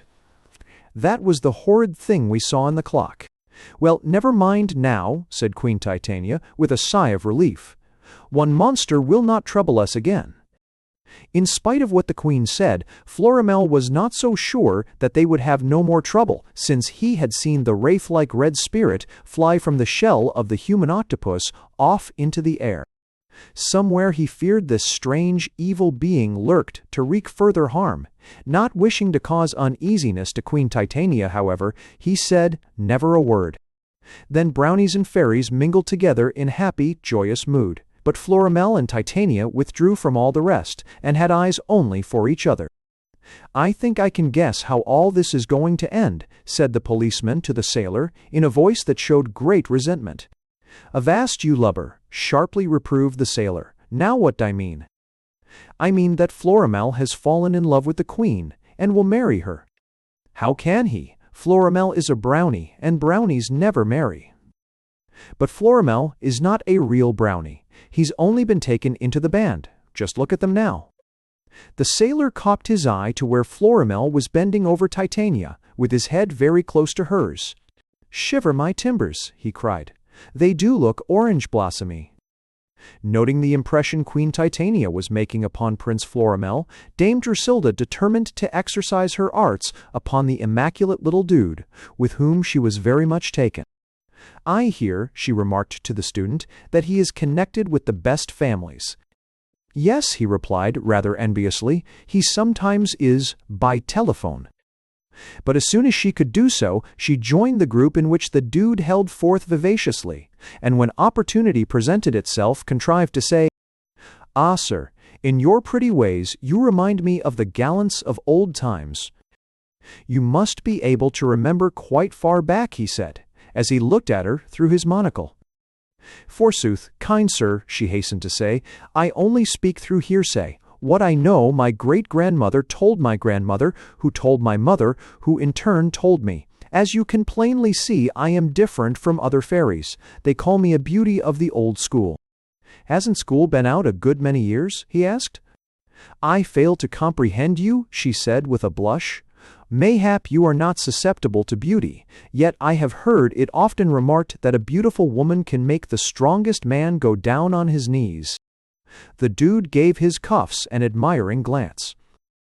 "So can a collar button," he said. The day passed in sports and merrymaking, followed by other days in which the brownies remained in close proximity to the palace. During all this time, Florimel and Titania were much together, and their attachment for each other was remarked by all. The brownies, growing uneasy over the thought that they might lose their new companion to whom they had become so friendly, were eager to move on in quest of fresh scenes and adventures. King Stanislaus, with the belief that this might be a passing fancy on the part of Florimel, humored his wishes and ordered the band to remain. When he reached the definite conclusion that it was not, he said, "My son, we have been here now quite a long time. Do you not think we had better seek some other place where we can do good?" Florimel's face showed his disappointment. "No matter where one may be," he said, "there are always plenty of opportunities to do good. Why not continue here, where we are all so happy?" "I hope to make Titania my wife," said Florimel simply. "And where you are happiest of all," said His Majesty, with a knowing wink. "Ah, Florimel, my boy, your whole life story, like nearly every other man's, may be summed up in just these 3 words: hatched, matched, dispatched. Tell me how far matters have gone." He looked anxiously at King Stanislaus's face, as though he feared to see displeasure written there, but the genial, encouraging smile upon the royal countenance caused him to take heart. "I shall be sorry to lose a son," said the kindly monarch, "but I shall be rejoiced to gain a daughter. Frankly, it has always been my great desire to have an alliance of the Brownies and fairies, for together we can do more good than if we worked alone. But until you came, I never knew how this could be effected, for Brownies can never marry." "Much pleased am I by those words, your Majesty," said Florimel. "I do not deny that I wish to be with Titania, for my feelings as far as she is concerned are too plain to be disguised. Still, it is not alone the joy of being near her that causes me to wish this, but the thought that harm may come to her at any time, in which case I might be able to be of service to her." King Stanislaus seemed very much surprised. "Harm," he repeated. "What harm can befall her?" "You forget the great danger she was in from the human octopus," reminded Florimel. "But the human octopus is no more," said the king. "There is nothing to fear on that score. Drop him from memory." "Still Dragonfell the enchanter has made his threats," said Florimel. "They may be wild, foolish threats, yet they cause me great uneasiness. I fear for the queen because of him." Then he told the king for the first time how the red spirit, after the human octopus had been cleft in twain by the magic arrow, had flown away into the air, to bide his time, perhaps for further mischief and wrongdoing. His Majesty's little weazened face turned very grave at the recital.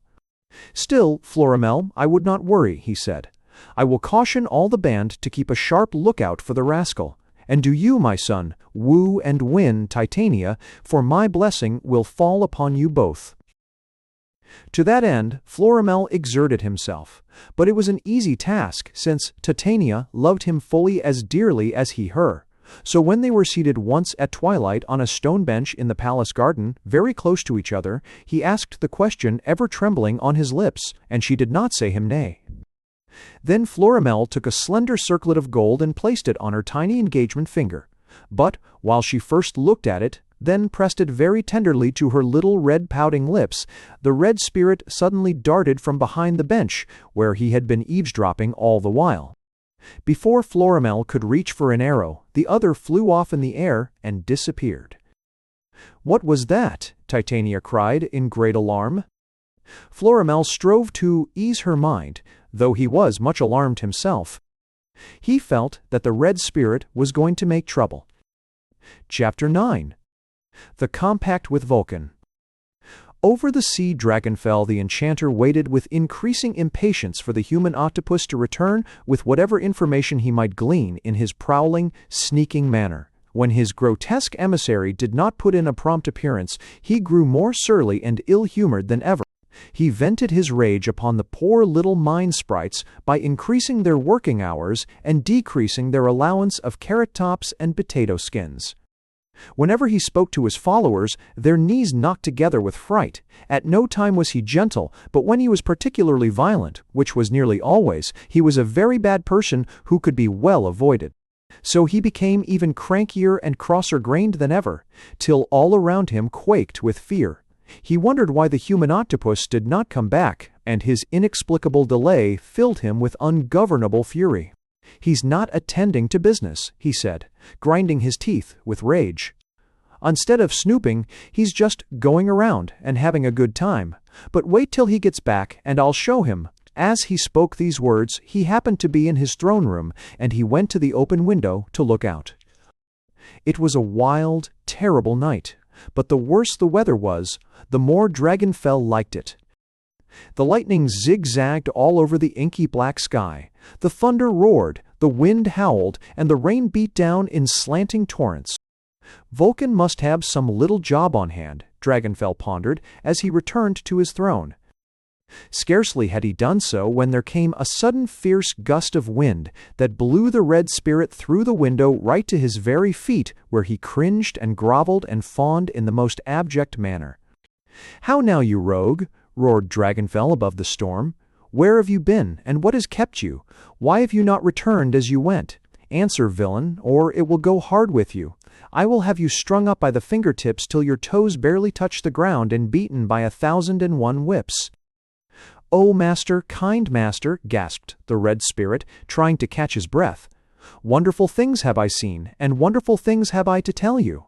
So incredible are they that you may not believe me, yet I do assure you most positively that what I am about to relate is the truth, the whole truth, and nothing but the truth.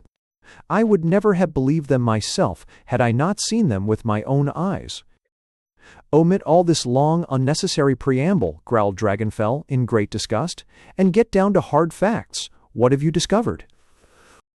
"The Brownie Prince is to wed the Fairy Queen."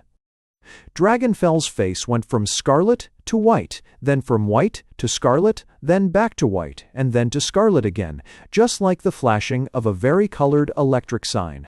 "How do you know?" he asked, trying to control his temper. "Who told you?" "No one," said the trembling red spirit. "I saw him place an engagement ring on her finger." "Well," declared Dragonfell, in a tone of the utmost brutality, "if they are planning to get married, all I've got to say is they've got another guest coming. Who will prevent the marriage, kind master? Kind master." "I will prevent it," irascibly shouted the enchanter, and he clapped his hands together in an imperious way.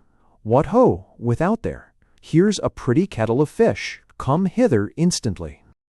Grouthead, Mandrake, Bounding Boar, Wolfinger, Snout Pimple, and others were out in an ante-room, and they almost tumbled over each other in their frantic haste to answer the peremptory summons.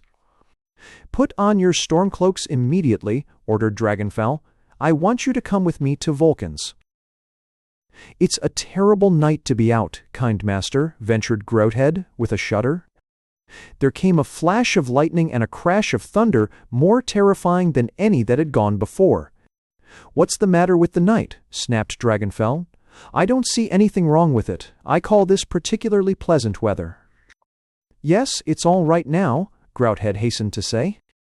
So in their long, flowing cloaks, they all sloshed out in the wind and rain, while the hearts of those who followed after the enchanter quaked and quailed as they plunged on through the pitch-black darkness of the night. The wind howled and shrieked with increasing fury. The lightning grew sharper and the peals of thunder more deafening, so that their eyes were nearly blinded and their eardrums rang. Now, not so very far from Dragonfell's palace, Vulcan, whom they had set forth to see, had his cavern. It was a very modest establishment indeed, considering the prodigious results that he achieved, and the wonder was that in such cramped quarters, and with so few to aid him in his work, he could do as much as he did. The cavern was down by the sea, in among huge rocks and boulders, and over the door, in very modest lettering, was the business sign, Vulcan God of Fire. Inside was a forge with bellows such as any country blacksmith has, and here Vulcan manufactured earthquakes and volcanoes at will. He could create seismic disturbances all over the world, in a trice throw Vesuvius into hysterical contraptions, or make things suddenly red-hot in Mexico or the British Honduras. His wares were known in every quarter of the globe, and he didn't even so much as advertise. On this particular night he stood as usual at his forge. A great big, husky, bearded fellow in a red flannel undershirt bared at his brawny, hairy chest, and with sleeves rolled almost up to his shoulders to give the tremendous muscles of his arms full play. He wore a round leather cap and had on a leather apron tied to his burly waist by leather thongs. Things needed touching up a bit, and he was getting busy. "Where are those lazy prentices of mine?" he roared in rumbling tones as he pumped the bellows, while the flames in the forge leaped higher and higher. "One spry, flash, nimble, twist, and the rest of you, where are you, I say? Has my voice grown so weak, you rogues, that you cannot hear me? Come hither this instant." From all directions, in response to the angry summons, came imps in red attire that fitted their lithe, supple bodies as snugly as the skins of eels. They somersaulted down the chimney, popped up like jacinth boxes from the earthen floor, and described parabolas through the air from the cavern's ceiling, grouping themselves humbly on their knees before their irate master, with their arms supplicatingly extended. "Here at last are you?" again roared Vulcan. "None too soon, either. Where have you been, imps, idling your time away? Quick, heap coals on, all of you, or the fire will be out." Forthwith they flung balls of living fire into the forge, and, as Vulcan pumped away at the bellows, he burst out in lusty song. "When the flames leap high, from the crater to the sky, I roll up my sleeves with delight. When the strongest buildings rock, to the awful earthquake's shock, the trembling millions all confess my might." The lightning flashed, the thunder crashed, and over all the storm was heard a voice calling, "Vulcan! Vulcan!" Vulcan stopped work while his imps crept stealthily toward the door to listen. "Is Vulcan at his forge?" was shouted in the wind and rain outside, with the accompaniment of a terrific knock on the door. "Who dares disturb me on my busy night?" cried Vulcan in a towering passion. "It is I, Dragonfell, the enchanter," said the voice placatingly. "What brings you here?" asked Vulcan. "I come on business of great import, mighty Vulcan." "Enter, then, and be brief," said Vulcan, with scant hospitality. "Remember, I have work to do." Dragonfell and his followers thereupon appeared in the doorway, and came forward escorted by the imps, who evinced the greatest curiosity in the strange, rain-soaked visitors. When they were within respectful distance of Vulcan, the enchanter sank on one knee before him, and the rest immediately followed his example. "Why have you sought me out?" demanded Vulcan, with distrust and suspicion on his seamed, rugged face as he sharply eyed them. "O Vulcan," spoke Dragonfell, in smooth, oily tones, "powerful as I am, I acknowledge you my master. Who else can match you in your wondrous strength?" "You've come for a favor," grunted the other. "Well, out with it." "I wish to tell you about the Brownies." "What about the Brownies?" "There is to be a marriage in Fairyland. The Brownie Prince is to wed the Fairy Queen." "Bah, how does this concern me?" "It should concern you. Listen, Vulcan, there is no authority for such a marriage in all the annals of mythology." The words created a deep impression upon Vulcan. "No authority?" he repeated slowly, as though he were mentally digesting what he had just heard. "Are you sure of this?" "There is none, I tell you," insisted Dragonfell emphatically. It is enough to arouse the anger of the high and mighty gods. My own power will be diminished, if not lost, should this union take place." "Are you using any measures to prevent it?" asked Vulcan thoughtfully. Aye, was Dragonfell's decided response.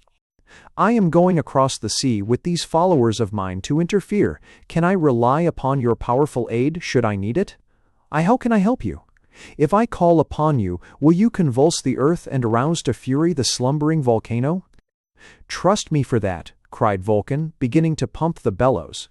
"Element of fire is still my own, to use at will."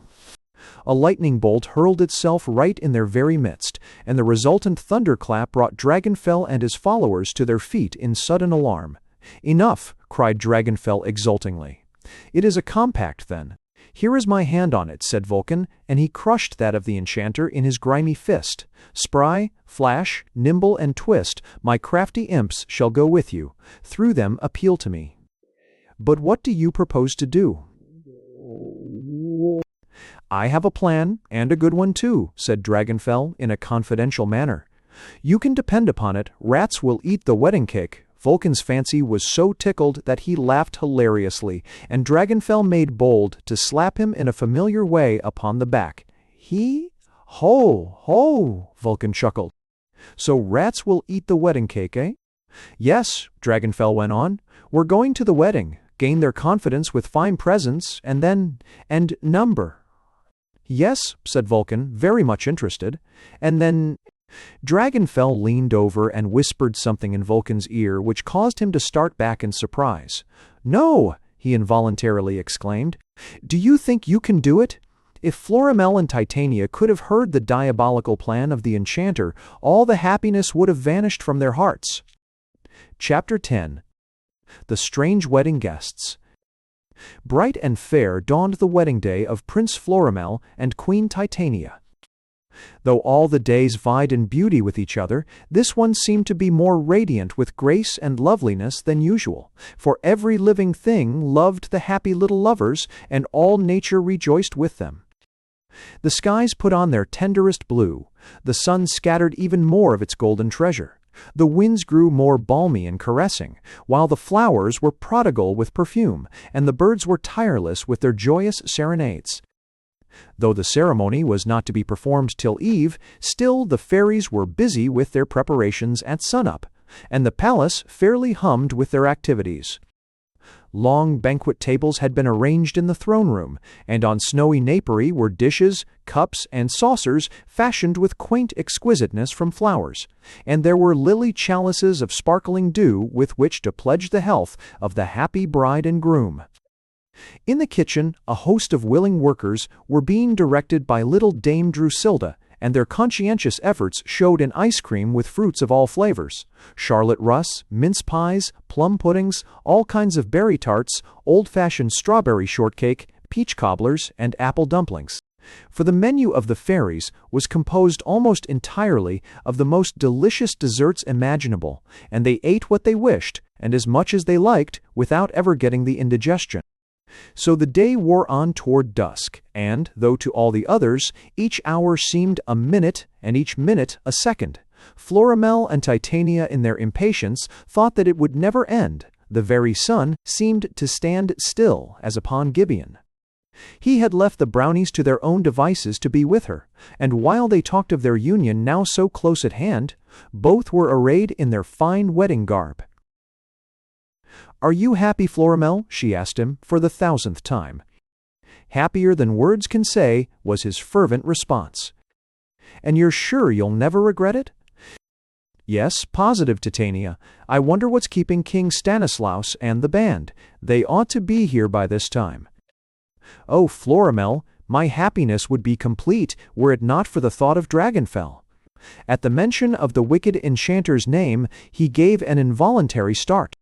"We mustn't borrow trouble on his account," he said, trying to speak lightly. "Well were 2 efter dies in weight efterduction and production and feta 46. Let us think instead of our approaching happiness."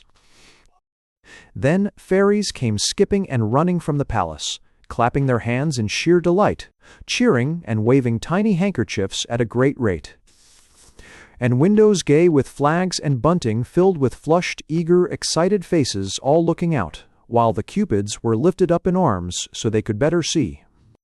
"The Brownies must be coming," cried Florimel to Titania. "Let us go up on the palace steps where we can get a view of them." He gallantly offered her his arm and escorted her to a position with the rest, from which they could obtain a glimpse of the road as it wound curving away, with the blue, dimpling sea beyond. Down the road came the joyous band, with hearts attuned to merrymaking, and never was a jollier procession. Beasts and birds alike had freely offered their services toward making this grand entree as triumphantly imposing as possible, and in the long frisking, frolicking, cavorting line of march were lions, tigers, elephants, camels, zebras, ostriches, emus, cassowaries, and many other creatures of field, forest, and jungle, 4-footed and 2, whose backs bore willingly the burden of the gay, laughing sprites. But Florimel could not see King Stanislaus among them, and was much puzzled thereat.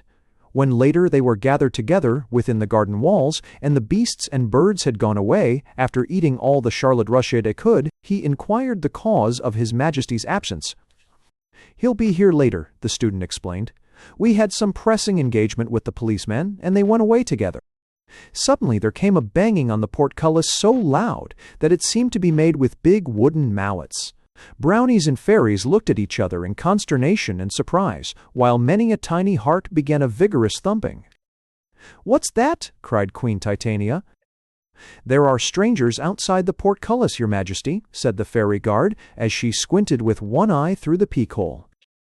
The banging continued with greater insistence, and, advancing close to the portcullis, Prince Florimel shouted, "Who are you, and what do you want?" "We are friends who have come to the wedding," said a mild, gentle voice from outside. "Who have come to the wedding." "Well, I like that," exclaimed the dude in great disgust. "Whoever gave them an invitation?" "We have brought you some fine presents," the voice hastened to add. Florimel seemed undecided. "Shall we admit them?" he asked the rest. "A vast messmate," growled the sailor. "You'd better have a look at the presents first." "There's nothing to fear," said Titania sweetly. "Bid the strangers welcome." The portcullis was straightway raised, and in trooped a queer, motley crowd. They were attended by 4 grinning imps in red who varied their walk with somersaulting antics, and the arms of all but the leader were full of presents.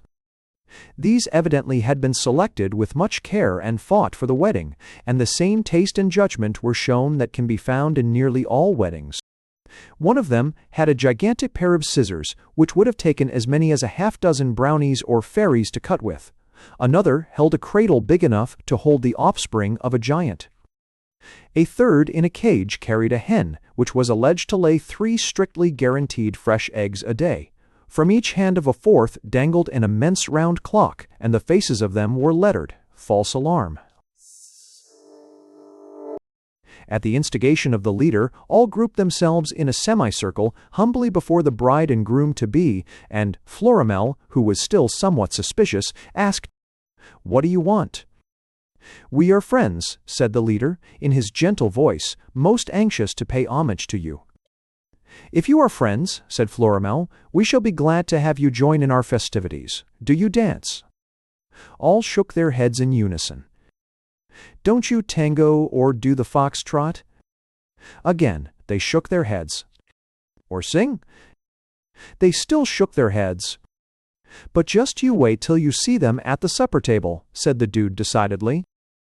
"Nevertheless," said Florimel kindly, "I trust we shall find some means for your enjoyment. Have you come far?"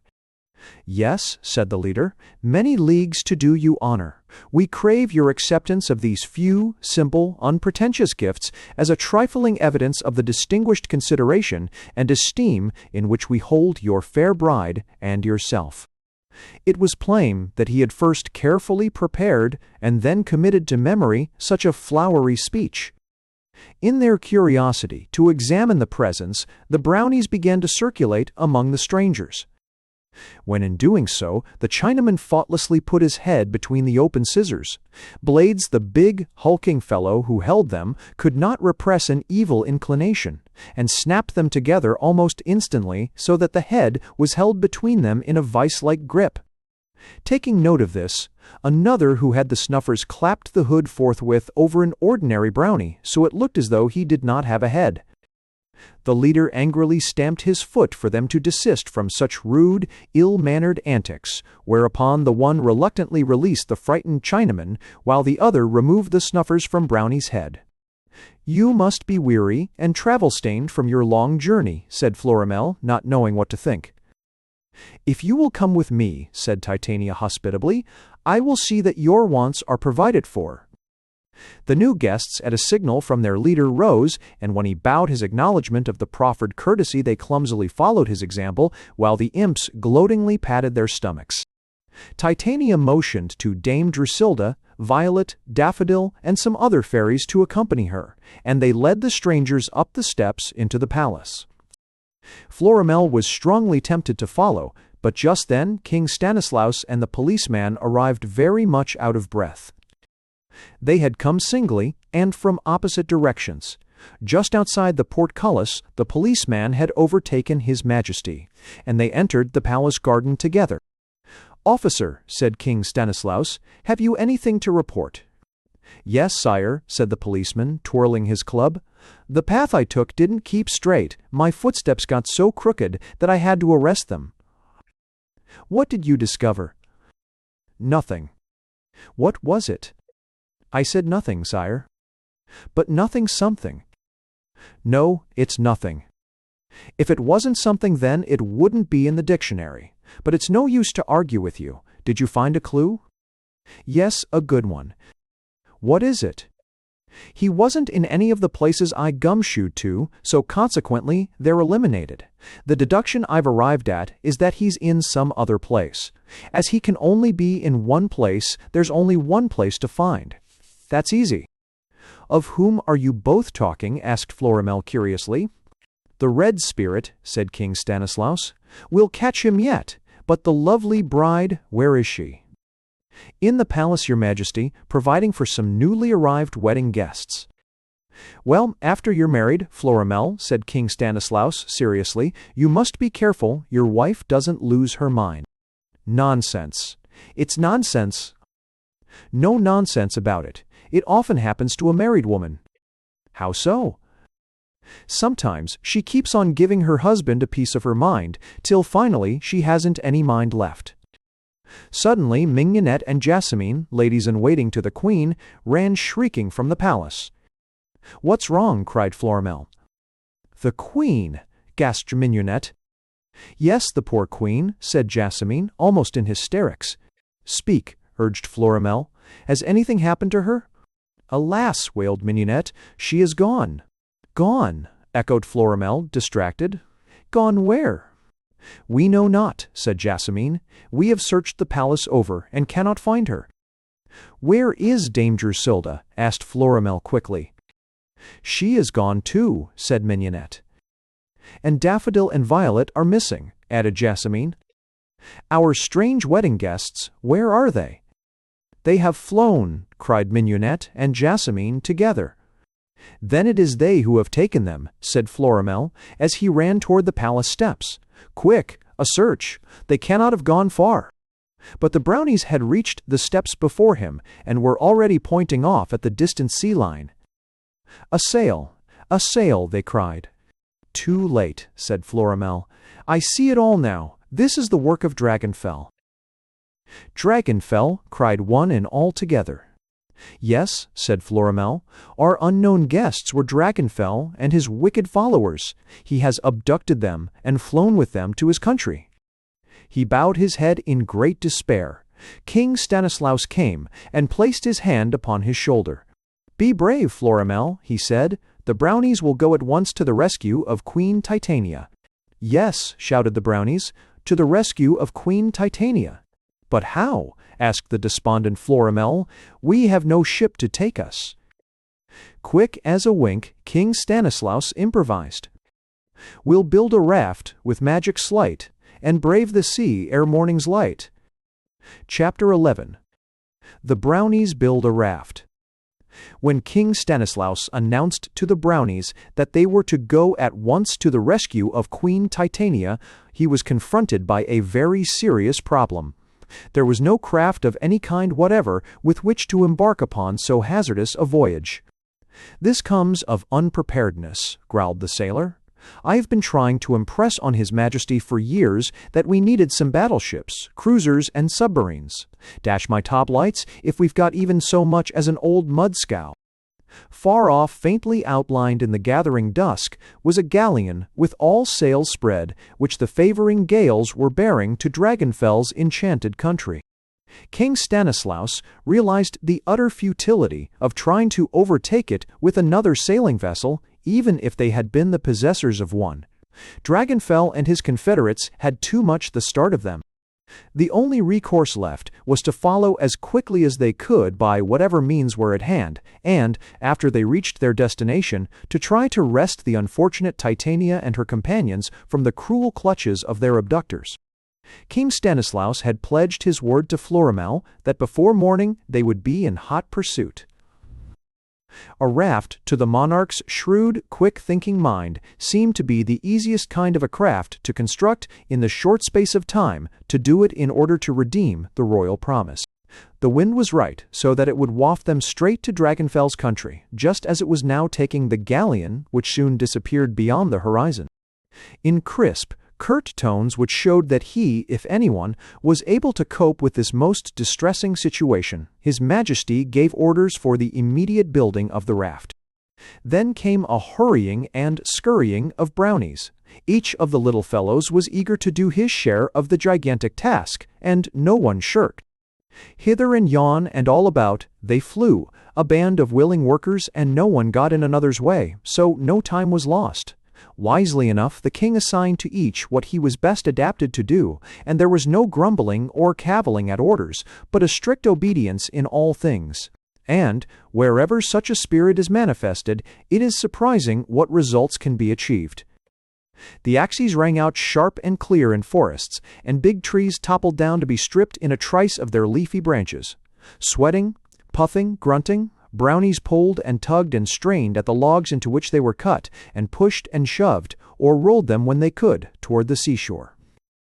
Here, with their little jackets off, were many other Brownies hard at work, while the sound of big wooden mallets and iron sledges was heard unceasingly on all sides as in the busiest shipyard, while the logs were being nailed and spiked together. Yet the raft was not composed entirely of logs, but of whatever else besides that came in handy. Nimble, fleet-footed foragers, at their monarch's instigation, roamed the country over for anything that was in the nature of wood. Some of these brought back a gate on which was the sign, "No Admittance." Others came with shutters on which was tacked the placard, "Rooms to Let." And one group triumphantly lugged a dog-house which they thought would serve as a pilot-house, and to this, on an iron chain, was attached a dog, which perforce was dragged along after it upon its back. So great was their excitement that they forgot all about the dog. Other members of the band were busy, too, in different ways. The sailor came running with a long pole on his shoulder and strung one after another. On the pole were a number of round life-preservers that looked like huge doughnuts. Then off he sped again, but only to return a few minutes later with a mariner's compass. The dude stood by, offering advice, and all ready with cane in one and opera hat box the other. Straining with the terrific weight, the twins together brought a ship's lead, and in stopping to put it down for needed rest, one dropped it on the foot of his unfortunate brother, who held the injured foot up with his hand and danced on the well, one in great pain. But when his brother motioned for him to take up the lead with him again, he did so, and they labored on their way. Down on the beach, quite a number had found a big anchor half buried in the sand. They had dug it out and were slowly bearing it with the utmost difficulty toward the raft. Time and again they stopped for a brief breathing spell, standing meanwhile the anchor on its bow, until at last it suddenly fell over and pinioned a luckless sprite beneath its weight. He was extricated by his fellows, and, while they continued puffing with their burden, he limped with effort after them, rubbing his bruised shank. The commissary department was active too, and Brownies came with ample supplies of provisions for the voyage. They brought sacks of hardtack and ship biscuit, and when they laid them down and sat on them, audacious rats ran helter-skelter out and scampered wildly off in all directions. Nothing was left undone, and when in the judgment of the sailor it was about 4 bells, the raft had taken marvelous shape and was ready to launch. With the combined strength of all the band, it was rolled down the sloping sand upon round logs until it slid gracefully into the water. Lanterns lit it at the corners, and in the center on a long stick floated the Brownie flag. Then all the Brownies clambered on board, and King Stanislaus gave the order to cast off the hawsers. The fairies, weeping yet hopeful of the success of the expedition, watched them from the shore. But before some Brownies under the instructions of the sailor could obey the mandate of the King, Mignonette and Jasmine in wild disorder, and with their hair flying, came running toward them. "The dove!" cried Mignonette. "You've forgotten Euphrosyne's dove."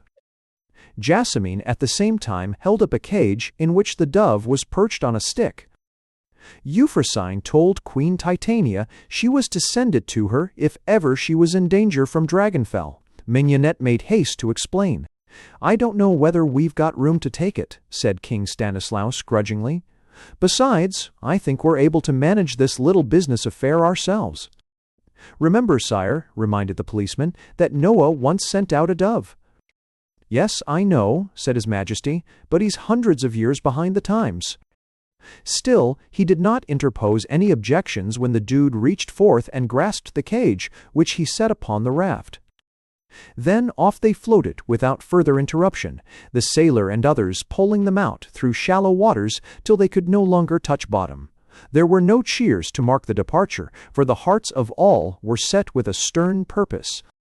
As they got farther and farther away, the fairies still gazed at them, until someone said, "Don't watch them out of sight. It's unlucky." The tide was ebb, and the wind continued steady and true, so that they made good progress. Some took their little jackets off to catch each puff of air. The shoreline finally disappeared from sight, and then the lights twinkling in the windows of Queen Titania's palace. At last they were so many miles from land that the twins took frequent soundings with their lead, and the sailor, who consulted his compass very often, growled to the watch, "Keep a sharp lookout, you lubber." And their plans all would have gone well, and they would have reached Dragonfell's enchanted country as they intended, if something entirely unexpected had not happened. About 6 bells, as the sailor reckoned, a sudden storm came up. It was a terrible storm, the worst in the memory of the oldest inhabitant. The sailor, who was most weather-wise of all, could not understand it. But Dragonfell could have done so had he wished, for the storm had been manufactured at his request by Vulcan, and it was just as good a sample of what could be done in a hurry as the Brownies' raft. Suddenly the sky grew black, and the stars were blotted out. Then, almost instantly, came a mighty rush and roar of wind, and the seas ran mountain high. "Avast, you lubbers!" roared the sailor. "Take a reef in your shirts and jackets." Lightning lit up almost incessantly gloomy, frowning caverns in the clouds, and the peals of thunder were deafening. The rain poured down on them in sheets, but still the wind howled and raged with unabating fury, and they tossed up and down like a cockleshell. In all the turmoil of alarm, the frightened Chinaman lost his balance and fell overboard, and a huge sea serpent, with eyes of fire gleaming like electric lights above distended, greedy, waiting jaws, rose up from out of the water, with its abnormally long body looking like a series of hoops. The Uncle Sam Brownie threw out a life-preserver, but the sailor, with rare presence of mind, grasped a boat-hook, and, skillfully hooking the end of the despairing Chinaman's blouse, yanked him back on the raft before the monster could swallow him. No craft, however staunch, could withstand such a gale, which grew and grew in violence. The raft shivered and shook under its terrific strain, and there came pistol-like cracks at intervals as the wood splintered or broke apart, while nails and spikes flew up from the groaning, loosening timbers. Slowly but surely, the raft upon which the Brownies had exercised such ingenuity and skill was disintegrating, and the great danger of the band increased with each passing moment. And in the flashes of lightning that illumined the rumbling skies, a huge bird with flapping wings suddenly swooped down, and, seizing the frightened dude by his breeches seat, bore him, dangling face downward, with his cherished cane still clutched in his hand, up, up, still up, till he was out of sight. The others, all aghast, looked up at him until he disappeared, and wondered if they would ever see him again. And, while they wondered, with their own misfortune forgotten in this greater calamity that had come to their beloved companion, there was heard a crack louder than any that had gone before, and the raft went all at once to pieces. Struggling in the water, or clinging to broken spars, logs, and pieces of timber, the Brownies suddenly found themselves gasping and choking as relentless waves rolled over them, at times submerging them. This was the end, then, of their unfortunate adventure. There was nothing to cause even the slightest ray of hope. It looked as though all the Brownies would be lost. Chapter 12. What happened in the throne room? Led by Queen Titania, Dame Drusilla, Violet, and Daffodil, the strange guests, who had come to the wedding without an invitation, mounted the spacious marble steps and passed into the palace. In spite of a meek, respectful demeanor that it was very hard for them to assume, they could not conceal the gloating satisfaction that was on their faces. In the meantime, the Brownies and fairies were already beginning to enjoy themselves in different parts of the palace grounds. Introductions are hardly necessary when sprites meet, and many found ways of getting acquainted, and were warm friends on their first meeting. Having no suspicion of what was in the evil minds of those she was preparing so hospitably to entertain, Titania with her companions ushered them into the magnificent banquet room.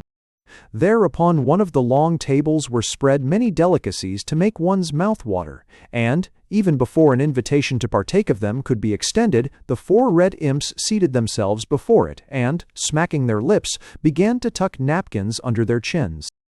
Titania had thought that the guests would leave the presents they had brought out in the hall when they came in, but they still held on to them with a grip so tenacious that she wondered if they really meant to give them up, after all. Nevertheless, in a free-hearted way, she urged the visitors to refresh themselves. The imps were already engaged in trying to stuff whole plum puddings into their mouths at once, a greedy proceeding that Dame Drusilda, Violet, and Daffodil watched with considerable disgust. All but the leader started quickly to seat themselves, but he stamped his foot imperiously, and they came to an instant stop. Then he threw back the hood of his scarlet cloak, disclosing a wicked face, and transfixed Titania with his malicious gaze. "I am Dragonfell the Enchanter, my fine little lady," he said, in fiendish tones, "and I have come to take you away with me." Titania was so frightened that she could neither scream nor run away, and she allowed him to gather her up in his arms and hold her just as a little girl does a doll, making light of load. There she lay passive and trembling, with the realization that it would be useless to make any effort to escape. Almost immediately afterward, Grouthead seized the biting, scratching, and clawing Dame Drusilda, whom he dumped in spite of fierce resistance into the baby's crib, and when Mandrake and Wolfinger put Violet and Daffodil in after her, it was very plain why this particular gift had been selected. "Yes, and you're not going to get these presents either," sneered Dragonfell to Titania, who said never a word. "One bone, you may call me an Injun giver if you like, but I mean to take them back, just the same." With Titania helpless in his arms, he started toward a rear door, while after him came Grouthead and Wolfinger bearing the crib in which Dame Drusilda, Violet, and Daffodil rattled about like dried peas in a pod. The others followed slowly and reluctantly in their wake, casting longing glances backward at the tempting-looking desserts on the table. The imps, however, did not budge, but continued eating. When Dragonfell called out to them in angry tones, they sprang up and attempted at the same time to jam Charlotte Russ into their gaping mouths. In their frantic haste, they smeared the Charlotte or Russ, whichever the white part is, all over their faces, so that as they hurried after the others with occasional frisky somersaults, they looked as though they had just been lathered by a barber. Out by the rear, all passed into the deserted back garden, where there was a small iron door, locked and bolted from the inside, and with the key, fortunately for their nefarious plans, in the lock. Through this door, Dragonfell and his followers effected their escape with their captives, and ran with all possible speed toward the seashore. The galleon tossed upon the lazy swell, not a great distance out, and in a small boat with Snout Pimple and Bounding Boar at the oars they rowed to it, and soon were on board. Then the anchor was weighed, and with all sails filling they set their course for Dragonfell's enchanted country, which they reached without mishap of any kind. When they got to their journey's end, and all stood safe upon the shore, the full malignity of Dragonfell was shown. Realizing that the indomitable Brownies would not relinquish Titania without a struggle, but would follow as quickly as they could to wrest her if possible from him, he ordered Vulcan's imps to call upon their master to impede them with a storm. The imps thereupon cast balls of fire into the air, and, even as all bent their steps toward the palace, the enchanter noted with considerable satisfaction quite a change in the temperature. While they stood just outside the massive doors, they heard the sounds of what appeared to be a violent altercation from within. In an agitated manner, as though he feared the worst, Dragonfell quickly threw them open, and was greatly relieved to see the demon usher and Red Spirit engaged in a friendly game of checkers. "You cheated," the Red Spirit accused hotly. "You jumped 3 of my men, when you should have only jumped 2. "Stop it," snarled Dragonfell at them. "You don't know how to play checkers, anyhow." They sprang in consternation to their feet, upsetting the board and causing the checkers to roll all over the floor. While the Red Spirit stood gloating over the success of a venture in which he had played a modest part, the demon usher half skipped, half flew, to the throne, and with a display of much enthusiasm began dusting off the seat with a cloth. With swaggering stride, Dragonfell went to the throne and threw himself in it, while Queen Titania, Dame Drusilda, Violet, and Daffodil all came running toward him. "Oh, sir," cried Dame Drusilla, very much distressed, "why have you brought us poor defenseless girls here?" "Us, my venerable fairy," said Dragonfell, most insultingly. "Venerable," repeated Dame Drusilla. "Oh, you nasty man!" "How do you keep your age?" he sneered. "Easy enough," she replied indignantly. "I never give it away." As she spoke, she made for him as though she meant to scratch his eyes out, but Queen Titania pulled her back. "Don't touch him, Dame Drusilla," she cried, and then turned pleadingly to Dragonfell. "Why have you made me a prisoner and carried me away from home in this way?" "To prevent your marriage to the Brownie Prince," he said coldly. "But we love each other and would be so happy," she said, while tears filled her pretty eyes. "Why do you oppose the marriage?" "Because if this marriage were to take place," he said, with an ugly frown, "it would make you all so powerful as to result in my undoing. You fear," she said reprovingly, "that we will frustrate all your wicked plans." "It must not, shall not be," was his decided response. "The Brownies and fairies have long been my enemies." "If you did good," she reminded gently, "we would be your friends. Tell me, must I stay here always?" "Yes, always," he snapped out. "The sooner you forget your Brownie Prince the better. You shall never see him again." Then Titania showed her spirit. "Oh yes, I shall," she contradicted. "The Brownies will rescue us." "Bah," he said contemptuously, "those poor weak creatures of the night, they could not do it." "The Brownies can do anything," she said, with perfect trust and confidence. "My pretty pet," said Dame Drusilla, "you waste words with him. Let us ask some of these other creatures to help us. Maybe they are not as bad as their master." So she coquettishly sidled up to Grouthead, Bounding Boar, Mandrake, Wolfinger, and Snout-Pimple, who stood nearby in a highly interested group. But before she could say even a word, Grouthead gathered her up in his arms and held her out in the air, while in her fright she kept kicking the turned-in toes of her tiny shoes together. "Don't be alarmed, my dear," he croaked, in tones that were meant to be reassuring. "There's a heart here that beats for you and you alone." "Where's the heart?" she gasped. "In this troubled breast," he roared. "I've half a mind to marry you." "Put me down," she screamed. "I wouldn't marry anyone with half a mind." Dragonfell rose and stamped his foot angrily, at which silent rebuke Grouthead set Dame Drusilla hastily down. She gave a sigh of great relief and, gathering up her skirts, flew toward the enchanter. "Oh, sir," she implored, "can nothing move you?" "Yes," he said in sneering tones, "a ton of dynamite.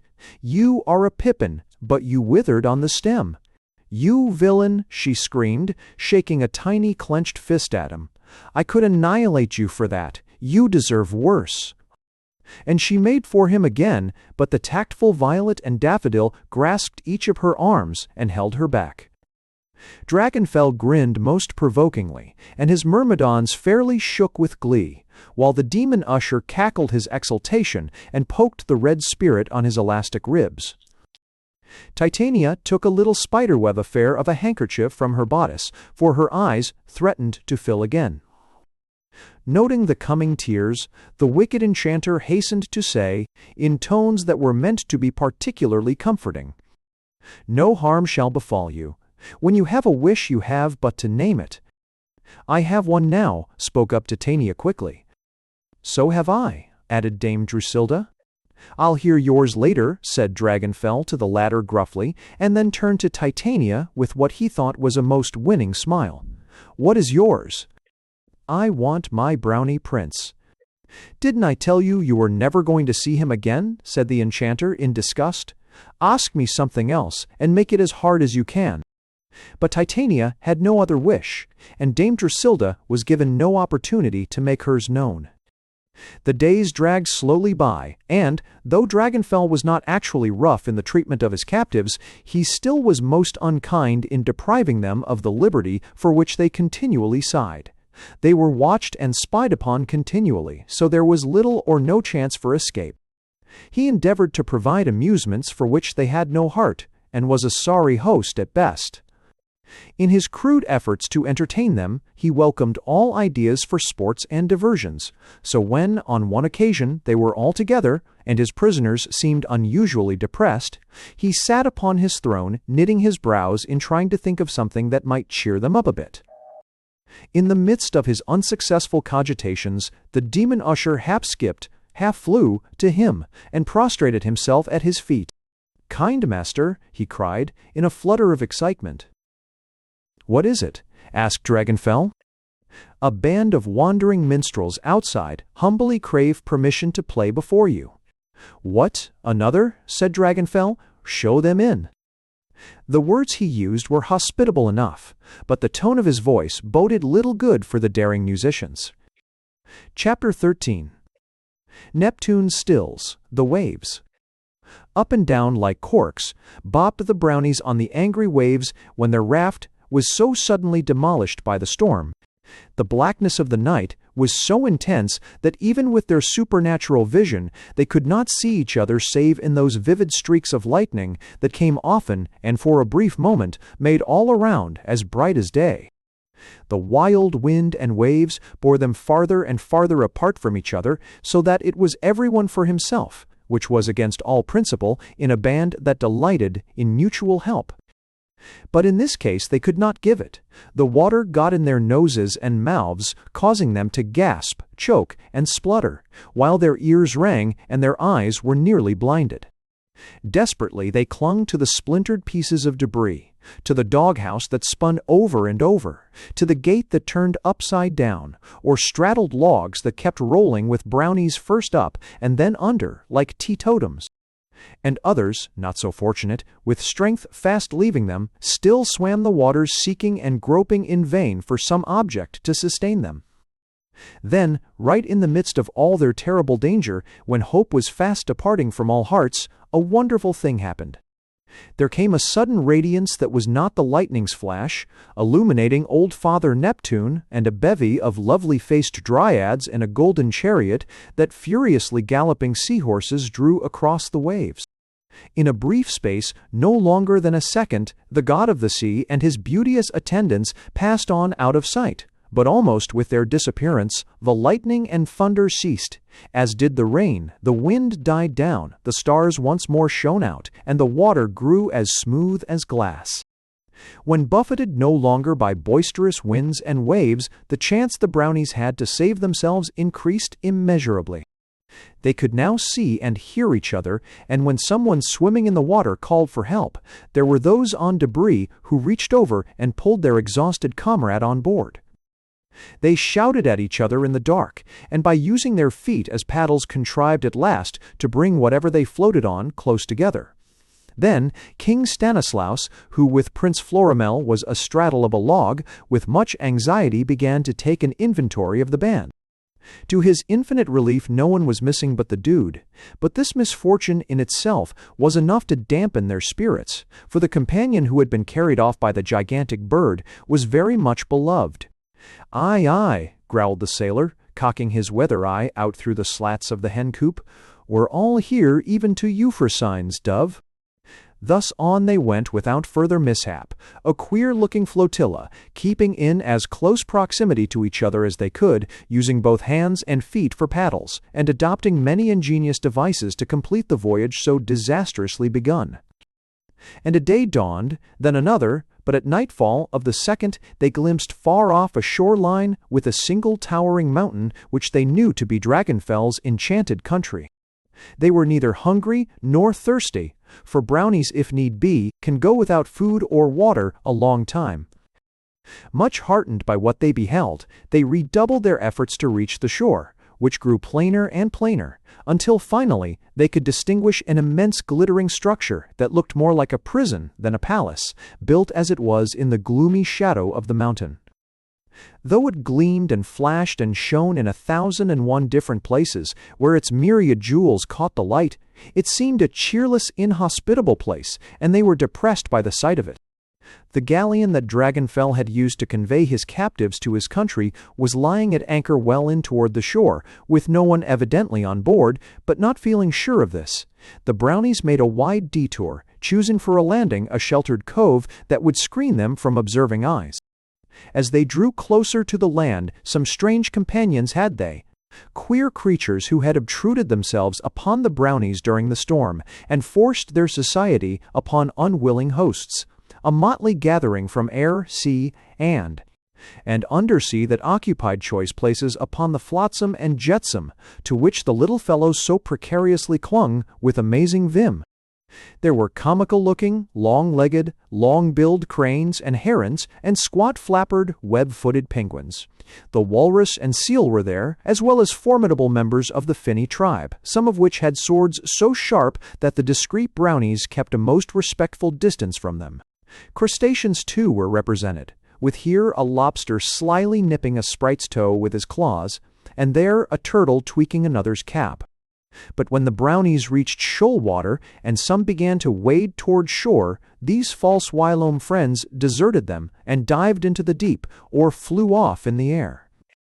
Then, when they were safe at last, on land they stretched their weary, stiff, cramped legs and arms, or raced about the sand to get the sluggish blood once more pulsing through their veins.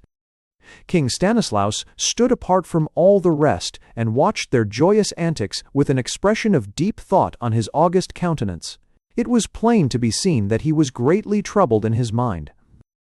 Now that they had succeeded in reaching Dragonfell's country, what steps should be taken in the effort to recover Queen Titania and her companions? It was not to be conceived that the wicked enchanter would give them up without a bitter struggle. The problem confronting the Brownie band was one that required the most careful consideration. A single false step might ruin all. While the monarch pondered over what was best to be done, his eye abstractedly roved to the Brownies who now had gathered in a circle on the beach and who were scanning with much interest something in the sky. The policeman involuntarily had pointed his club toward it, and the sailor was trying to get a better view through his spyglass. The royal eye at once turned upward in the direction in which all the others were gazing, and, like everyone else, was held spellbound with surprise. Far overhead there was an immense bird, slowly dropping with stationary wings outspread down toward them. It stood out clearly, outlined in silhouette against the dark night sky. But it was not this bird, remarkable in itself, that created such intense excitement on the part of all. Its great sharp talons held in a firm grip, an object that they recognized at once, with the result that delight and consternation were mingled on their faces. Grasped firmly by the coattails, with face downward, and legs and arms spread out like a Maltese cross, was the immaculate Brownie dude, and he still was clutching in his right hand the cane that was his most treasured possession outside of his monocle. The Brownies watched this most extraordinary spectacle as though they were fascinated, and their pop-eyes almost popped out of their heads. Lower and lower settled the great bird, and the anxious watchers now realized that its offices toward the dude in time of danger had been of a most heroic nature. With great haste some secured a net, which they held outspread. When the bird was still some distance above, it cocked its eye, as though it were making some nice calculation, and suddenly let go of its burden. The dude came hurtling through the air, landing safely in the net, while the bird sailed off and was soon gone from sight. As soon as the dude got on his feet, he started to dust off his clothes with a tiny whisk broom. "I shouldn't care to go up in an aeroplane," he said. He looked infinitely relieved when one of the overjoyed Brownies who crowded around in congratulation handed him his opera hat box. It may here be mentioned that the fairies, who had been left behind, made a desperate attempt to follow their queen, and the Brownies across the sea. But, after great difficulties and dangers, they were glad to get back to their own shore in safety. But though Florimel, like all the rest, was delighted beyond measure that the dude had been so miraculously restored to them, so they were now once more complete, he could not restrain his tortured feelings when he thought of Queen Titania, and he was in a fever of impatience to rush at once to her rescue. "We only waste time here while Titania may be in danger," he said, with a strong trace of irritation in his tone. "I say, is not that Dragonfell's palace over yonder?" King Stanislaus gazed at the highly expensive but forbidding-looking edifice toward which Florimel pointed. "Maybe so. was his guarded response. Then let us storm it, and force him to surrender the queen and her companions. Yes, yes, cried all the brownies. But King Stanislaus shook his head in a very decided manner. My son, you're too impulsive, he said kindly but reprovingly. Judging from what you've told me, for I've never seen any of them, each of those fellows must stand full 6 times as high as one of us, and there may be 6 times as many besides. We must exercise caution. Have you anything to propose? Nothing just now, said King Stanislaus. We must reconnoiter a bit and get the lay of the land before considering any plan whatever. An open attack would be entirely out of the question. They'd have the advantage of us in size and maybe numbers. No, no, my boy, we must use Brownie cunning. Reluctantly, Florimel was obliged to admit the force of the shrewd old monarch's reasoning. Concerned as he was in mind to rescue Titania as soon as he could, he had no desire by any rash act to imperil, or, even worse still, destroy the entire band. King Stanislaus motioned to the brownies, who drew closer to give respectful heed to what he might have to say to them. I want each of you to go out and see what you can learn, he instructed. But, as you value your life and the lives of your fellows, you must not allow yourselves to be seen or heard by anyone. When a half-hour has elapsed, we will assemble here. Following His Majesty's directions, the willing band immediately dispersed, Florimel choosing a way to take alone, as did each other, and so careful were they all, that no one in the neighborhood would have suspected they were near. When the half-hour was up, King Stanislaus was back on the same spot, and the brownies began to pop up in the dark around him from all sides. Well, His Majesty asked, have you found out anything?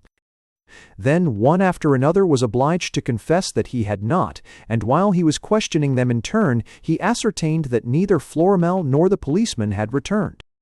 The fact that both were missing worried him not a little, but even while he was wondering what had kept them, he beheld the policeman returning with incredible speed, leaping and bounding with his long, tapering feet over the sand. Your Majesty, he panted as he came up out of breath, I have just made a remarkable discovery. What is it, officer? Asked King Stanislaus anxiously. If I told you, said the policeman, I'm afraid you wouldn't believe me. I want you all to come and see for yourselves. Chapter 14. What the Policeman Discovered. Like a covey of startled quail, the brownies flew after the policeman, for each was very curious to learn of the discovery that he had made. They knew that with his keen sense of dramatic values, he wished to keep them in suspense as long as possible, so that only at the proper moment would the mystery be solved. His fleet little feet padded along the sand, followed by others equally so, and he led them a stiff pace for perhaps a mile down the beach. There, lying behind a dune that offered a shelter from the creeping tides, they viewed the cause of all his excitement. Scattered on the sand were some dingy old frayed uniforms, caps, and hobnailed shoes, of which they counted 5 complete sets in all, while nearby, piled into a heap, were some immense brass musical instruments, some bent and battered in places, and all tarnished by the weather.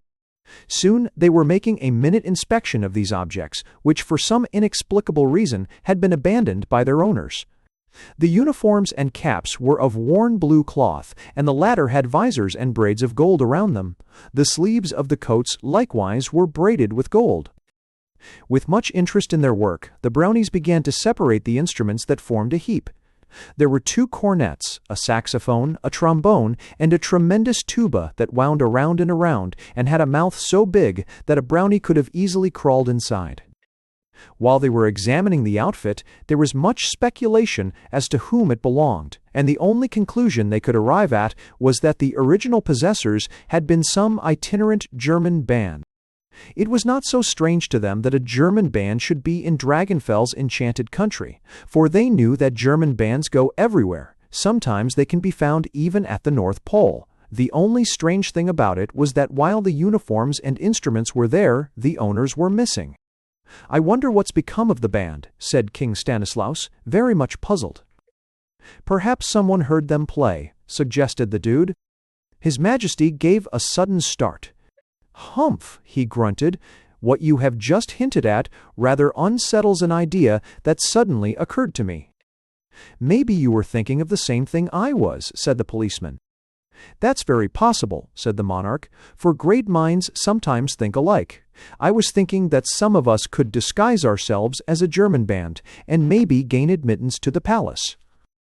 "That's just what I was thinking," said the policeman. "In that way," went on King Stanislaus, "we might be able to get some knowledge of Dragonfel's real strength and find out just how we stood. The chance might come to us to spirit away Queen Titania and her companions." "Which of us would you choose, Your Majesty?" asked an eager Brownie. All of them crowded around, each with the hope that King Stanislaus would select him for this task, which involved so great a risk. He looked them over, and finally, with his mind made up, spoke in slow, measured tones. "Of course, I'll be the leader," he announced. "That will leave just 4 to go with me, and I'll take the policeman, sailor, German, and Irishman. The rest of you must hide just outside the palace to be ready instantly in case you are needed." There was great delight on the part of the 4 who were to share with the king the danger, and keen disappointment among all the others. But no one thought of questioning the royal decision. "I didn't forget my tin box of disguises, sire," reminded the policeman. "Good, officer," said King Stanislaus with an approving nod. "They'll all come in handy. You've got plenty of false noses and mustaches, I suppose?" The policeman gave a knowing wink. "You'll need a rehearsal, won't you?" said the dude. "No," said King Stanislaus decidedly. "The worse we play, the cleverer will be the deception." Then he and the 4 selected by him began to make preparations for their queer masquerade, and in these the whole band assisted. The coats and trousers had probably hung on their original wearers badly, but they fitted the Brownies who tried them on much worse. The general effect would have brought deep shame to any conscientious tailor who had made them, but nimble fingers soon accomplished wonders with a tuck here and there, and the deft use of an occasional pin. The ends of the trousers had to be rolled up a number of times, and the coats turned up on the inside. When they put on the big, hobnailed shoes, their long, tapering feet were lost in them, and the whole Brownie identity completely disappeared after they had donned the false noses and mustaches that the policeman handed around. No one familiar with the Brownie band would have recognized these particular 5, and their disguise was pronounced admirable by one and all. The breast of the coat that had fallen to the sailor was all covered with medals, and it was the only one of the lot that was decorated in this manner. King Stanislaus thought that as the leader he was more properly fitted to wear this coat, but the sailor seemed reluctant to give it up, so His Majesty good-naturedly did not press the matter. He chose a cornet and the sailor the remaining one. The policeman took the saxophone and the German the slide trombone. That left only the tuba for the Irishman, and it was so big that he could hardly manage it. Thus, fully equipped and with the whole band for an escort, the indomitable quintet set forth on their delicate mission. Dragonfel's palace was a good deal farther away than they had supposed, for the atmosphere was very clear, so that objects at a distance seemed much nearer than they really were. There was a fair road that led to it from the beach, and this took them over a rickety wooden bridge that spanned one of the numerous tidewater creeks in the vicinity. But before they reached the bridge, they came to a small frame structure over whose arched doors was the sign, Neptune Hook and Ladder Co., and Ladder Co., no one, which caused remarks. "Evidently, Dragonfell has a fire department," said King Stanislaus. "This is a most interesting discovery." "Why, I could have told you that," said a Brownie. "I saw it some time ago." "You should have done so," His Majesty reproved. "It may have a very important bearing on what we are about to try to do. But what was that?" Something dim and shadowy flitted past in the dark, with the whirring sound of a night bat. "I saw it," the policeman spoke up quickly. "There was a gleam of red, and I thought I could distinguish a bow and quiver."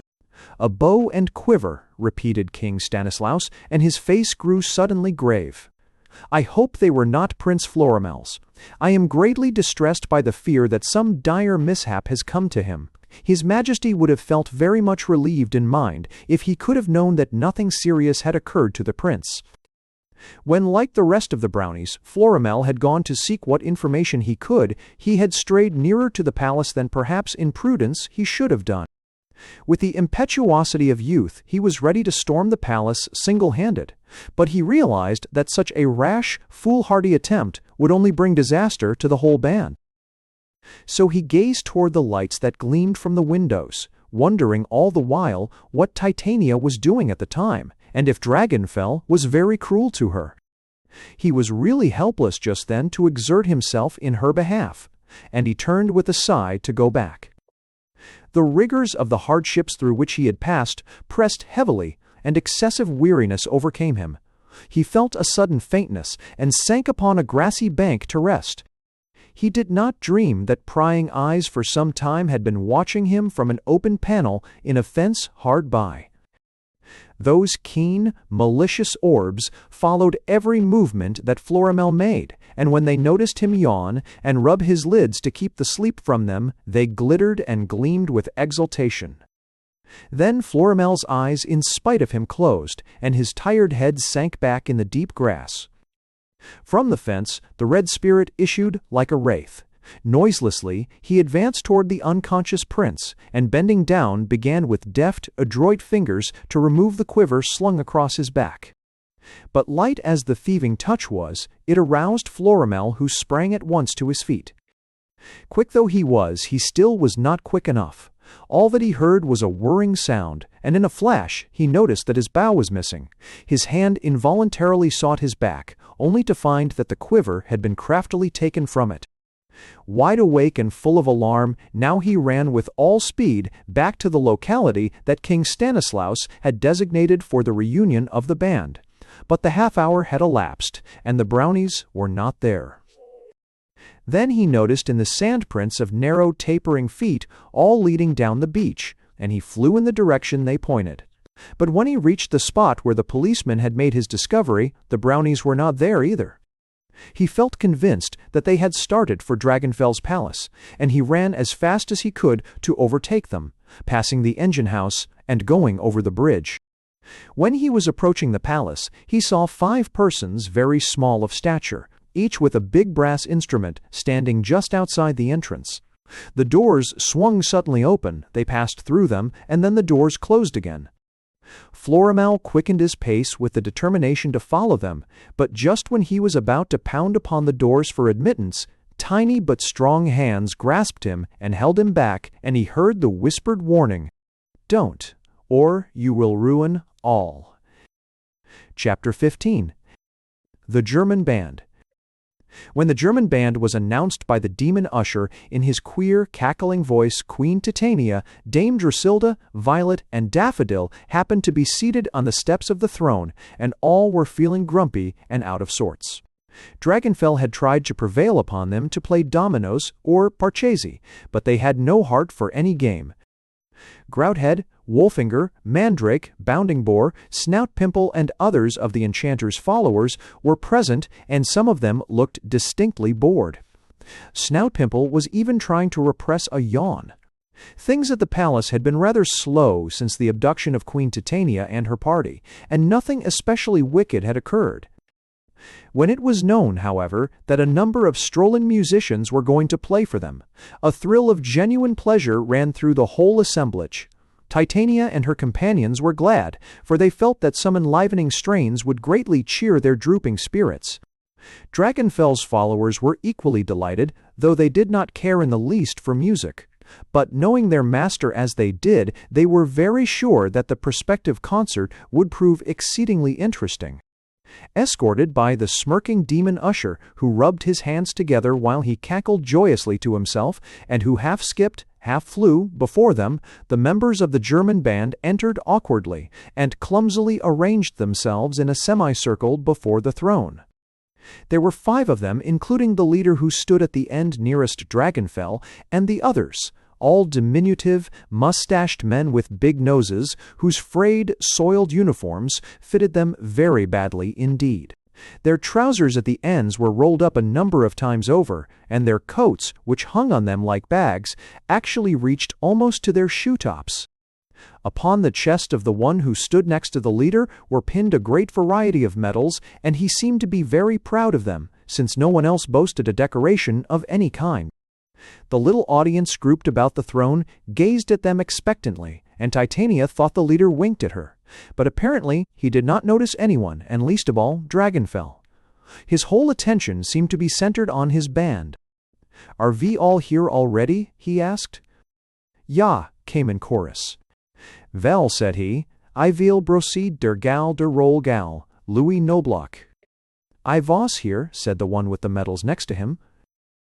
"Peter Dinkelspiel." "Here I was." "Hermann Schweinskopf." "He's Peen here." "Jakob Schnittger." "Present early." "Emil Moller." There was no response, and all the rest turned and looked at the leader in surprise. "Emil Moller," he repeated, and then, suddenly recollecting something, went on, "Oh, excuse me, I was here, Heinrich von Strauss, Heinrich von Strauss. Wer is Heini von Strauss?" "He was by his bed sick," said Louis Noblock. "What's der matter mit der Bed?" demanded Emil Moller, "for why is id sick?" "Neen, Keppelmeister," said Louis Noblock. "Id is Heini vad is sick. He is sick by der inside off der bed." "Why is he sick?" asked Emil Moller. "Yesterday," explained Louis Noblock, "he wend on der Beineck, und he eated 4 dozen Charlotte roosters, und he gets der collywapples." He illustrated his remarks by significantly rubbing his stomach. "A man, 278 is the stresstra, all a mantat, is the topics, is the facting captor talents, is the plains markets, 27 as aquative, and facting 47 were do one men." "Anyone vot Ediat's Charlotte roosters ought to be sick," said Emil Muller decidedly. "Holf, I die eppen wie endi eppen day is a egg." "Olf, blay." All raised their instruments to their mouths, but he held up a warning finger. "En nader ting," he went on to Noblock, "Ayedel Heinrich, of he was not here der morrow morning ad 4:30 in der afternoon. When I gall der rehearsal, arouse mit him, are you ready?" "All, ja." "Den plow yourselves." Then began a wild riot of discord, whereupon Emil Muller quickly took his own dented offending cornet from his mouth. "Wie viel nodblay dot bees," he announced. "ID is no gut." "Wie don't you write some musigs, Keppelmeister?" suggested Peter Dinkelspiel. "I volt, bud. I'm do pussy," said Emil Muller. "I won 40 Streckevels instead dot p odiful Bas von Vonjer der Glock on der Rhein." "Vach, Keppelmeister," corrected Louis Noblock. "Vach vat?" inquired Emil Muller. "It is not a Glock," explained Louis Noblock. "It is a Vach on der Rhein." "A Glock all gone see is besser," said Emil Muller, and in the midst of their second attempt, Hermann Schweinskopf raised his hand and shouted in the effort to make himself heard above the din. "Stob der Pont, I am speaking." "What's der Matter?" asked Emil Muller. "Was ist de Bies, you say Webley?" questioned Hermann Schweinskopf. "I say der Glock on der Rhein von Vonner," replied Emil Muller. They started once more, but again came the vigorous interruption from Hermann Schweinskopf. "Stob der Pont, I am speaking." "Why don't you speak your mouth out onto P done mit it?" said Emil Muller angrily. "Was is dis hier Bies, der Glock on der Rhein anyhow? Is it a sonada?" "Yes, undi no," said Emil Muller, reflecting. "Id is a in you and do ah. Are you all ready?" "Ja," they chorused, setting themselves in proper shape. "Well, altogether den, und show de vodel vot you can do." Then came a third attempt, but the leader again stopped them. "Who plu dot bum node?" he sternly demanded.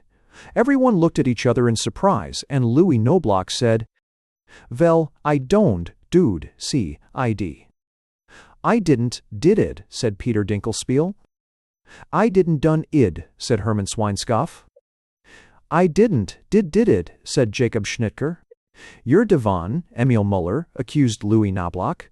"Ah, alte see you why, you plu dot bum node, no matter what excuse you make." "No, sir," said Louis Noblock stoutly. "I don't duded." "You're Devon," insisted Emil Muller. John A. of pure bumnode, it was near me. No, sir, denied Louis Noblock, I don't plow no bum nodes. I vas as gut a musiker as you p und maybe vorse. You dake bumnode und bay yourself, said Emil Muller reminded him. Oh, dod makes a mice, said Louis Noblock, accompanying the words with sarcastic shakes of his head. I don't see no medals on you. He looked complacently down at his own chest and regarded with satisfaction the big assortment there. Emil Muller was evidently taken aback, but he recovered himself sufficiently to say, I am de leader, und du gan ged, out off der Pont, wie gan ged along mitout you. Oh well, said Louis Noblock, I can go. Den why don't you? Vat are you standing here for? I vas waiting for my money. How much do you owe me? Asked Emil Muller. I owe you a week's wages, said Louis Noblock. No, you owe me a week's wages. You pay me my money and I go. You take bumnode und bay yourself, said Muller. That settled the controversy, and Louis Noblock made no effort to go, nor did Emil Muller urge him. They made another attempt, without any further interruption, and, while their cheeks puffed out and they got red in their faces, no one could tell what tune they were playing. Dragonfell from the throne silently motioned to Grouthead, who went out, and returned a few seconds later with a tray on which were 4 tiny glasses of ginger ale. Jacob Schnitger turned and saw him, and then rushed to help himself to one of the glasses of ginger ale. A moment later, Hermann Schweinscope followed his example, and then Peter Dinkelspiel. Louis Noblock suddenly noticed his companions preparing to refresh themselves and made a frantic dash to join them. That left only Emil Muller, the leader, playing. He looked around to find out what was the matter and then sprinted toward Grouthead, but there was no ginger ale left on the tray. He stood with ill-concealed envy watching the other 4 who were clinking their glasses hilariously. And the quartet began to sing. Halli, hallo, halli, hallo, bei uns geht's immer, je langer, je schlimmer, halli, hallo, halli, hallo, bei uns geht's immer noch so. Prosit, leader, said Louis Noblock mockingly, as he lifted his glass, with the other 3 facing around and following suit. Emil Muller was speechless. He kicked his heels together as he watched them drinking and smacking their lips. Dragonfell again signaled to Grouthead, who went out, and came back bearing an immense glass of ginger ale upon the tray. Emil Muller swooped down upon it exultingly, and with great difficulty held it aloft. The others of the band gathered around in awe, while Louis Noblock stood on tiptoe to obtain a better view of the glass. Emil Muller blew the froth into Louis's face, and the latter wiped it off with his fingers, afterwards putting them in his mouth, as though even small favors sometimes count. Do you know vot dat man Wilhelm Schaek a spea wünscht sedet? He asked. No, replied Louis Noblock, wiping the froth from his eyes. Voi da, did he say? Emil Muller raised the glass to his lips, remarking with great emphasis, Schaeke spervonk sedet, dire is otters. But before he could partake of the cooling drink, all of a sudden, the red spirit with the bow and quiver of arrows he had taken surreptitiously from Prince Florimel flew through the window into the room, shattering the glass all to pieces, and lit right at Dragonfell's feet. Be not deceived, kind master, he cried in great excitement. They are the Brownies. Chapter 16. Inexplored is the basic shape by Onball. The earthquake and volcano. The big glass, with not so much as a single drop, tasted by Emil Muller's lips, fell from his hand with a loud crash, and its contents flowed like an amber-colored river along the floor. Almost instantly, at the red spirit's startling announcement, Dragonfell had sprung up from his throne, stiff and rigid, and was regarding the embryo musicians with a glare of peculiar malevolence. The Brownies, he involuntarily ejaculated. I thought they played too well for a German band. Queen Titania, Dame Drusilda, Violet, and Daffodil had also risen as though they had received an electric shock. Their breath came fast in their sudden agitation. They started to go to the musicians, but Wolfinger, Mandrake, and Snout Pimple roughly grasped them and held them back. Realizing the failure of a deception that might have achieved success had it not been for the sly spying of the malicious Red Spirit, Emil Muller, otherwise King Stanislaus, turned and faced Dragonfell, his very attitude hurling a strong challenge of defiance.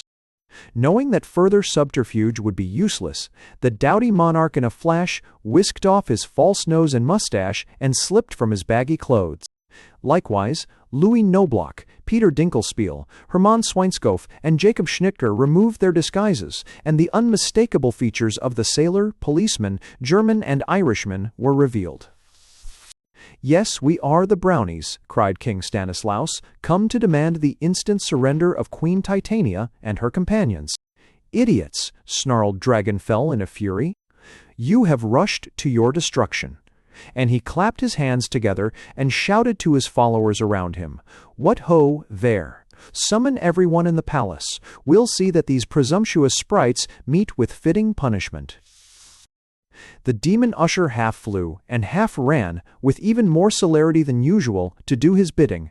With teeth showing and fists clenched, the infuriated enchanter advanced threateningly toward the intrepid members of the band, who looked at him without even so much as flinching.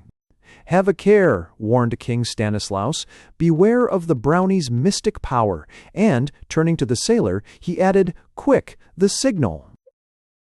Instantly, the sailor blew a deafening blast upon his cornet, and in a trice there was the pounding of many fists upon the outer doors, with crashing sounds as though heavy logs were being directed with the force of many hands against them.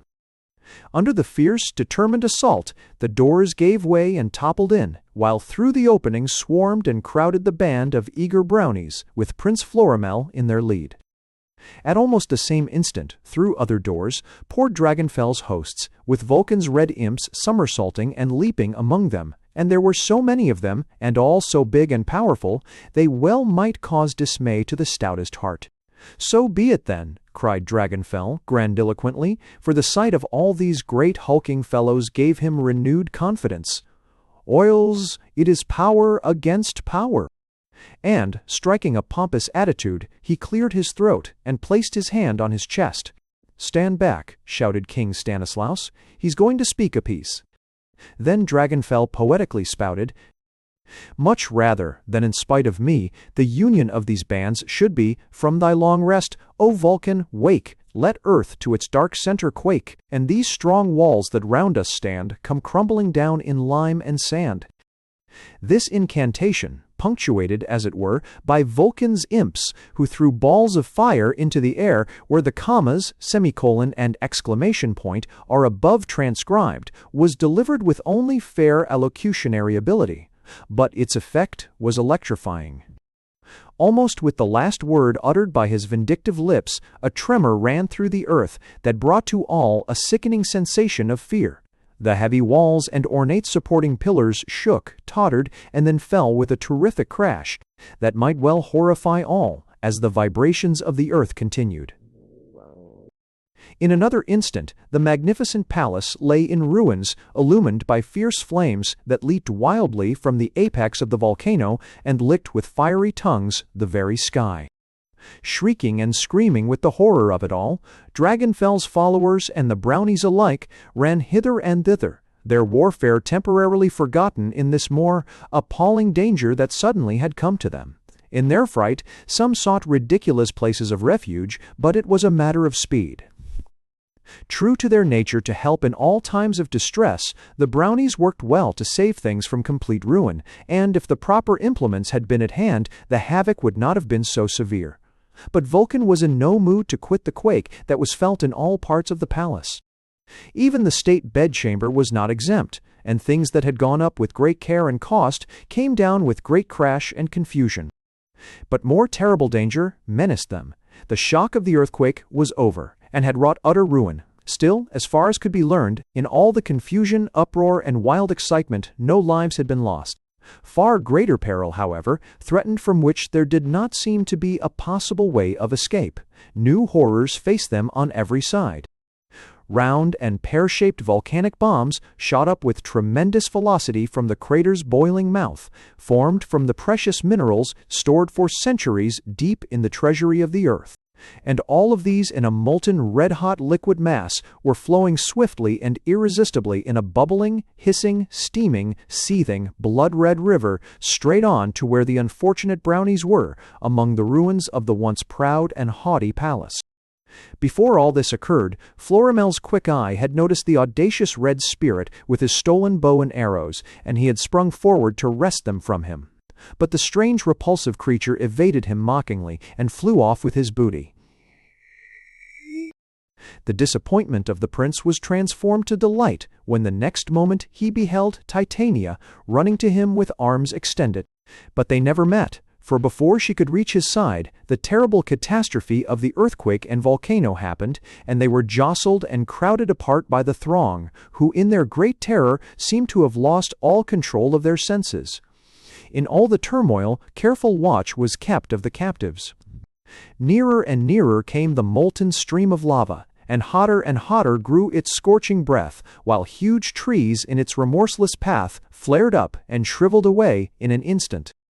When the stunning shock to his nerves was exhausting itself, King Stanislaus, in a dazed way, began to think, with the full realization that whatever there was to be done had to be accomplished quickly.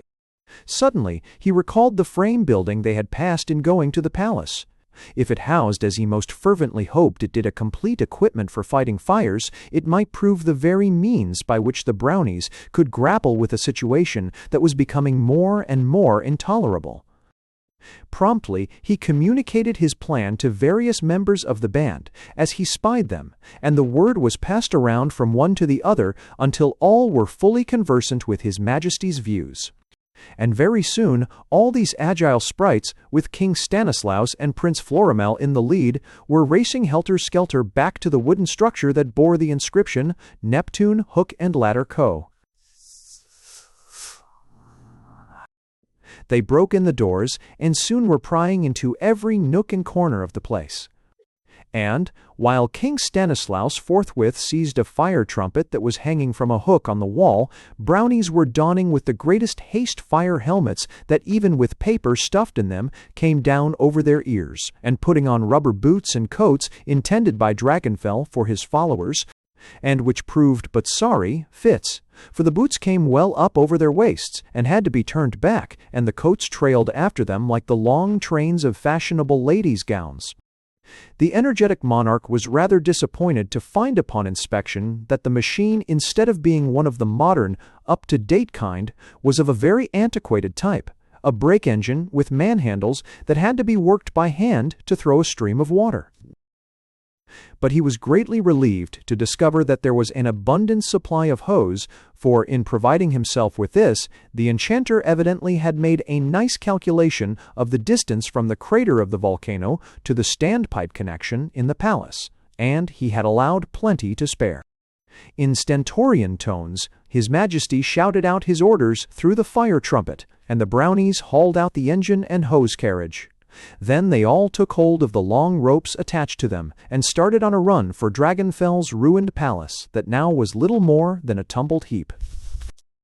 Brownies perched on the engine, and one kept clanging the bell furiously. Some who ran with the ropes tripped on the trailing tails of their rubber coats, but they never let go and were dragged along by their surer-footed companions. After they had gone some distance, the policeman began shouting in remonstrance, and King Stanislaus ordered a halt to hear what he had to say. "What is it, officer?" asked His Majesty. "We've got to go back," panted the policeman. "First fort or two, only 4 can, forgot to bode on red shirts. Up and the back a place when called als came groden, or action, croting the oppenputation as available that they sleep relate in on a double stated." Though King Stanislaus felt very much chagrined at such neglect, he realized that it was now too late to remedy this most important matter, for every passing moment was precious. So he bellowed through the trumpet instructions to continue, and pulling and straining at the ropes they flew on, with the engine and hose carriage bumping, lurching, and swaying after them. On and on they went, pit-patting at last across the rickety old wooden bridge, but before they could drag the engine across it, one of the planks snapped in two under its weight, and the wheels on one side went down through the opening almost as far as the water below. The engine was firmly stuck, and though the brownies tugged and strained at the rope, puffing, panting, and exerting all their strength, they could not even so much as budge it. Nearer and nearer came the terrible river of fire, and the volcano seemed to be reaching even greater activity. It looked as though this effort of the brownies was in vain. Chapter 17. The Brownies Fight the Flames. But once more the indomitable spirit of King Stanislaus manifested itself. Though the fire engine was jammed in between the joists and timbers of the bridge and could not be extracted by pulling the rope, the plucky monarch would not allow himself to be vanquished without a struggle. He caused the brownies to bring heavy planks and farther directed them to wrench off the guardrails of the bridge. The ends of these were placed under the engine, while at those opposite the sprites exerted as powerful a leverage as they could. At the same time, comrades were pulling with all their might and main at the rope. Finally, their combined efforts resulted in raising the engine up on the bridge again, after which it was easily rolled upon the road. This unfortunate delay had seemed much longer than it really was, owing to the exigency of the situation, but they made up for lost time during the rest of the distance and reached the site of the ruins without further mishap. The lava was almost upon them, and they were nearly suffocated by the intense heat. But while King Stanislaus ran here and there directing the preparations and shouting his orders through the fire trumpet, they quickly unwound the coils of hose and effected a connection with the standpipe. The water was thereupon turned on, and while brownies in helmets, rubber coats, and boots held grimly onto the hose and trained the big brass nozzle on the fast-approaching lava, others manned the handles of the engine, a half-dozen or more being required at each end, and flew hanging to them up and down through the air to furnish the necessary pressure. Though the engine was old and out of repair, it had one redeeming feature. It could throw 2 or 3 streams of water at once as well as one, and the brownies in their great need forced it to the limit. Immense volumes of water gushed out at the lava, and their contact produced a hissing, boiling sound, while the air was almost immediately filled with steam, which became so thick that it could almost be cut with a knife. In the thick vapors that arose their forms could only be distinguished dimly, and they seemed like shadows flitting to and fro. At times, the hose burst in various places, and streams of water from them spouted high into the air, involving waste. But King Stanislaus proved himself equal to all emergencies. "Stick your fingers in the holes to keep the water in," he shouted through the trumpet. Brownies either poked their fingers through the openings or held their hands against them to prevent the escape of water. The hose got away from those who were holding it, and the terrific stream drenched the dude, Chinaman, and Indian who were directly in its path, sweeping them off their feet. In another moment, the brownies regained their mastery of it, and once more the water was directed full at the blazing lava. Such efforts were bound to achieve results, and these King Stanislaus noted with great satisfaction. "We're gaining on it," he announced exultantly. "Just keep it up, boys, and we'll soon have the fire out." Thus encouraged, higher and higher flew the brownies on the handles of the engine, while others continued to play the hose upon the descending lava, which hissed, steamed, and bubbled as the water struck it. As the lava cooled off, it formed a composition resembling asphalt, and upon this the brownies could walk, unwinding as they did so more and more hose, and all the while getting nearer and nearer to the volcano. Finally, they were directing the stream down the crater's mouth, which gurgled, gasped, and then, instead of flame, began to emit smoldering smoke, which grew less and less in volume. "I guess that settles, Mr. Volcano," triumphantly cried King Stanislaus as he wiped beads of perspiration from his royal brow. "It's a pity the palace was destroyed," remarked the student. "It's Dragonfell's own fault," said the king, "and he has only himself to blame. I wouldn't have that man's mean disposition, no, not for all the jewels and mines he possesses." "Even if he has lost his palace," said the dude, "he's got a fine new macadamized road to the volcano. With a jitney bus, he can make a lot of money from tourists." The fire was practically extinguished, and all danger from it had passed. It was well that this was so, for the first rays of the sun were beginning to appear in the brightening east, and the mystic powers of the brownies which come at night were fast being exhausted. When the valiant firefighters at last had the volcano under control, Prince Florimel gazed anxiously around for Queen Titania, Dame Drusilda, Violet, and Daffodil, but none of them was in sight. Neither could he observe Dragonfell nor any of his followers, for when they had become assured of safety, these cravens had fled, leaving the Brownies to do all the work. Florimel ran hither and thither, searching among the ruins for those he was so eager to find, and calling aloud their names, but there was no response to his cries, nor could he discover the slightest trace of them anywhere, which alarmed him greatly. The Brownies were taking a much-needed rest, but he got them all to join in the quest, and they hunted in every nook and corner thereabout without success. "This is indeed strange," said King Stanislaus, very much puzzled. "They were here just a little while ago, for I saw them myself. I didn't pay any particular attention to them at the time, for the volcano was keeping me pretty busy." "They have made their escape," said Florimel, "and have again carried off the queen and her companions. The question is, where have they gone?" "I do not think they have gone far," said the king, and his eyes swept the harbor where the galleon was plainly visible. "Perhaps they are on the ship, but I very much doubt it. It may be they are hiding somewhere near." Suddenly, the policeman who was still prowling stealthily around poked his club in a dark, out-of-the-way corner into something flabby, which at once emitted a queer, cackling shriek so uncanny that everyone jumped back in fright. The next moment, he quickly reached in his arm and drew out by the ear the quaking, shaking demon usher, who had no opportunity to practice his eccentric locomotion, but was obliged to crawl after his captor on his hands and knees. The policeman led him by the ear to King Stanislaus, who eyed him sternly. "Mercy! Have mercy!" shrieked the demon usher, in abject terror, and he shook as though he had the dumb ague, chills and fever, and something else besides. "Oh, kind sir, I will be your slave for life, and obey your slightest wish. Only don't kill or torture me, I beg you." "Tell the truth, or it will be the worse for you," said King Stanislaus. His words in no sense were a threat, for it is always the worse for anyone who does not tell the truth. But they only served to increase the fears of the poor frightened wretch, who shook as if he had added St. Vitus dance to all his other symptoms. "Spare my life," he whined, with his teeth clicking against each other like castanets. "Oh, please, sir, spare my life. Ask me anything you like, and I will answer you." "Yes, and though it is very hard for me to do so, I will speak the truth. Let me be your slave, and fan you, and black your boots." "Where is your master?"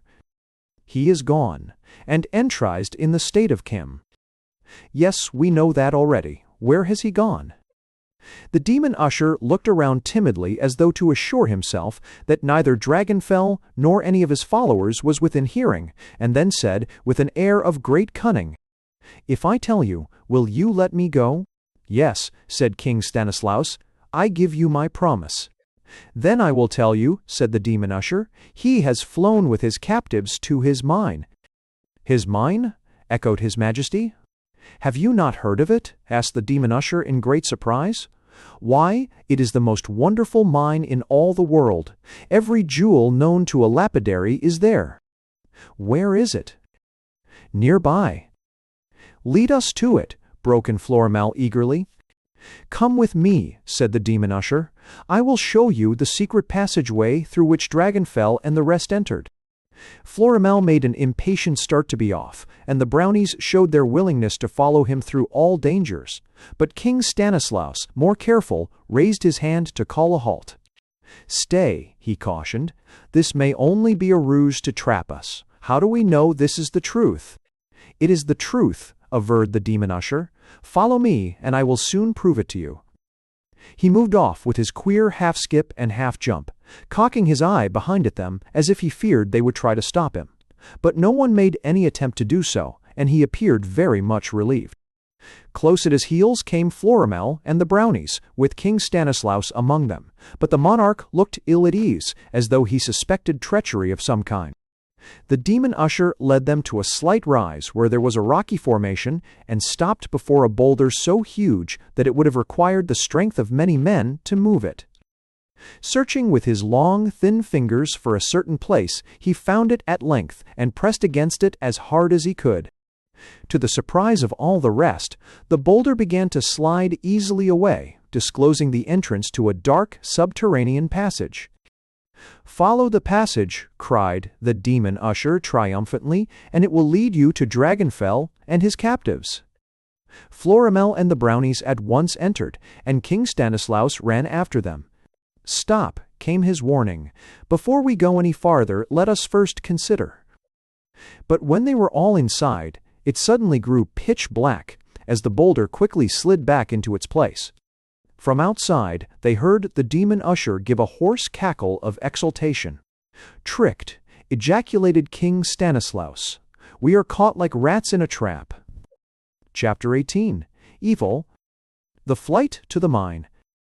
In bringing about the destruction of his palace, Dragonfell's only thought had been the destruction of the Brownies. He had hoped to crush the sprites by means of the falling walls and columns, and when he invoked Vulcan for the assistance he felt sure would be given to him, he was very careful to keep out of harm's way himself. But like many another vindictive, revengeful person, the wicked enchanter overreached himself. He had no idea when he called upon Vulcan to get busy that the latter would make such a good job of it. He fully expected the palace to topple down, for that was what he had asked for. But he did not want the volcano that had been thrown in for good measure. It made things too hot and uncomfortable.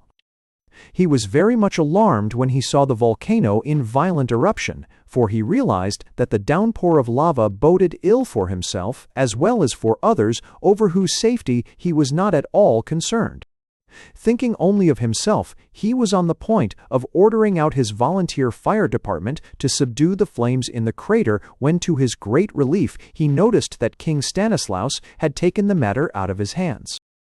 From his place of safety, Dragonfell watched the operations of the Brownies, and he breathed more freely when he noticed that they were getting the fire well under control, so that the prospect of all danger was fast being removed through their energetic efforts.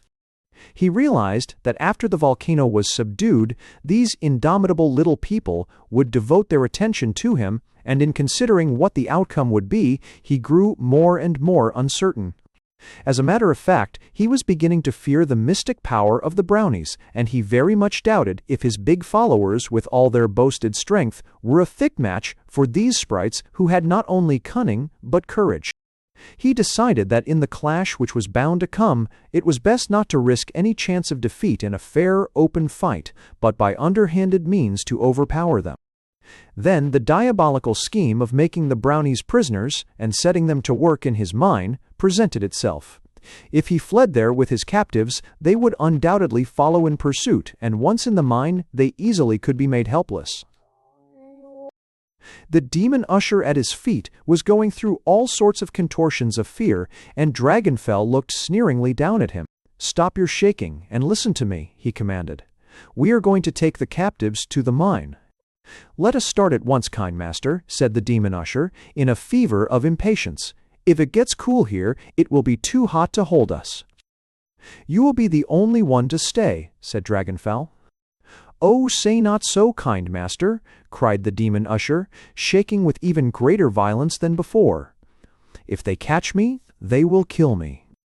"Then it will be good riddance to bad rubbish," was Dragonfell's unfeeling retort. "I said you were to stay, so that settles it. When the Brownies ask you where we've gone, you're to tell them to the mine. They'll probably make you lead them to it. When they do, take them to the secret entrance, and after they are enclosed the boulder on them. Do you understand me?" "Yes, I grasp you perfectly," said the demon usher, "but oh, kind master, I have a weak heart, and at times it fails me. Would it not be better to entrust a delicate matter like this to Snout Pimple?" "After they are imprisoned," went on Dragonfell, unheeding the suggestion, "you can come around by the main entrance and let me know." Just as soon as he was fully convinced that all danger was over, the enchanter passed the word around among his followers to decamp, and this was effected so insidiously that the Brownies did not notice it. They laid rough hands on Queen Titania, Dame Drusilla, Violet, and Daffodil, muffling the cries for help they tried to make, and bore them with great haste from the scene of excitement. The waving arms and kicking availed them nothing. With their struggling, protesting burdens in their arms, they ran toward the mine and descended into it by the main entrance. When they reached the great shaft where the mine sprites were hard at work, Titania, Dame Drusilla, Violet, and Daffodil were released, and they looked around with wonder and surprise. The mine sprites cast furtive glances of curiosity at these strange new faces that invited confidence, but so frightened were they when they saw their cruel master that they redoubled their efforts, and their fingers fairly flew as they dug them in the earth for precious stones. "Poor little things," was Queen Titania's involuntary cry. "The work is too hard for them." "I've been thinking of that," said Dragonfell with a chuckle, "and I've decided to put an extra force on." "Do you mean to set us to work?" asked Dame Drusilla indignantly. "Perhaps," said Dragonfell with a horrid grin. "Just now, though, I'm going to take you all to another part of the mine where we'll await developments." As he spoke, he seized Titania's hand and began to drag her off down one of the dark passageways. In the same manner, Mandrake followed with Dame Drusilla, while after him came Bounding Boar with Violet and Daffodil. The mine sprites watched their retreating forms, but they were too terrified to speak a word, and were helpless to aid them in any way. Dragonfell led the rest along the subterranean passage, until at last they came to a square chamber that had been cut with much skill into the solid rock. When Mandrake lit a crystal lamp, the great magnificence of the place was revealed. The floor and walls were inlaid with precious jewels in designs that were truly wonderful. Divans were built in at the sides, and the various creatures of the wild were represented everywhere. For all his shortcomings, Dragonfell seemed to have a great respect for animals, and gave their skins at least a rest on his floors and walls, where they could grin at spiders and moth millers with some show of satisfaction. At the ceiling, which was thickly crusted with diamonds, there was a slender open shaft that evidently had been made to provide air and light, but which was too small to provide a means of escape. "This is where you'll stay," announced Dragonfell. The place isn't half bad, as things go, so you want to make yourselves fairly comfortable in it. You'll find both hot and cold water in the little anteroom, screened off by those peacock feather portieres. Your meals will be brought to you. If you want to read, there's the dictionary." "How long are you going to keep us here?" asked Titania, with a sinking of her heart. "Always, and maybe longer," was Dragonfell's gruff response. "Have you brought your knitting with you?" "If you think you can keep us here against our will," said Titania in a decided tone, "you will find that you are very much mistaken." "How so?" said Dragonfell contemptuously. "It won't be long before the Brownies are here." "That's what I fully expect," said the enchanter, with a knowing wink, "and after they come there'll be something doing, believe me." He laid great emphasis upon the last two words, and in spite of all her confidence in Florimel and the Brownies, Titania was filled with great uneasiness. But she knew that further words would be wasted on him, so she said nothing more. With Dame Drusilla, Violet, and Daffodil, she retired to a corner of the room, as far removed from him as possible, where they discussed among themselves in whispers this new phase of the disagreeable situation. They hoped that Dragonfell and the rest would go, but still they lingered, and the enchanter at times looked up at the narrow opening cut into the ceiling. Finally, he gave expression to a grunt of satisfaction as something he had been watching for met his gaze, and they noticed with him that a golden flood of sunshine was pouring through the opening. "Day at last," he cried, and, almost with his words, the demon usher made his appearance with a hop, skip, and jump, while at his back stood a half-starved-looking demon whose hair had not been cut for a long time and who had a distinctly artistic appearance. "Master, kind master," the demon usher joyously cackled, "I bear good news. The little commission you entrusted me with, I executed to the best of my ability. Oh, master, you should have seen how brave I was. I was with them single-handed, yet I was more than a match for them all. I had the whole band in terrible fear of me." "Stop throwing bouquets at yourself," ordered Dragonfell. "Tell me where they are." "It's all easy now," went on the demon usher. "The dangerous part has been done by me. I've got them so cowed that now they'll eat out of your hand. I captured them all by myself and drove them into the south lode, where they wait to do your bidding." "Will you permit me a word, kind master?" then spoke up the half-starved-looking demon as he unrolled a large sheet of paper. He doesn't deserve a medal or even honorable mention. I took a rough sketch of him when he had the brownies at his mercy, and here it is." Dragonfell stared at the effort in astonishment. "You have missed your calling," he remarked. "We should be in the Academy of Design."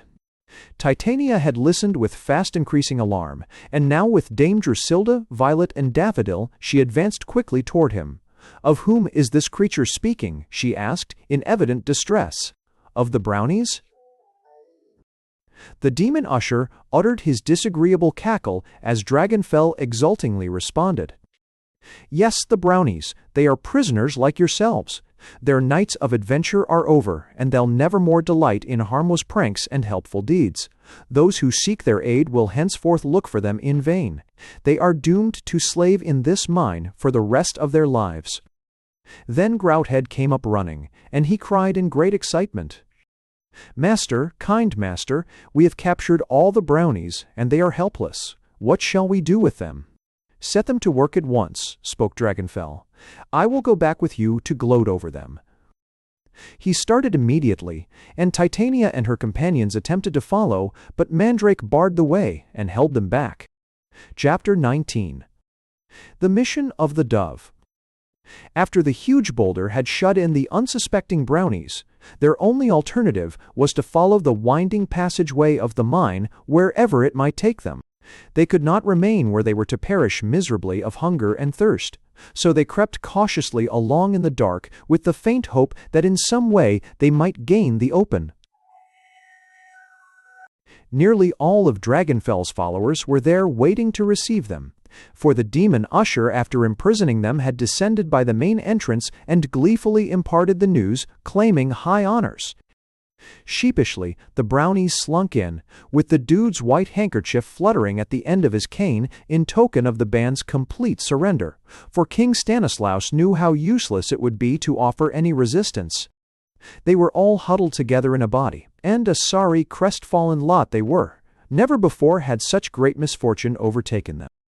At times the student brownie would discourse on liberty, justice, or good fellowship, and find appreciative listeners, and he lifted up their hearts by assuring them that history repeats itself, and that they would yet enjoy the freedom of the comets and wandering stars.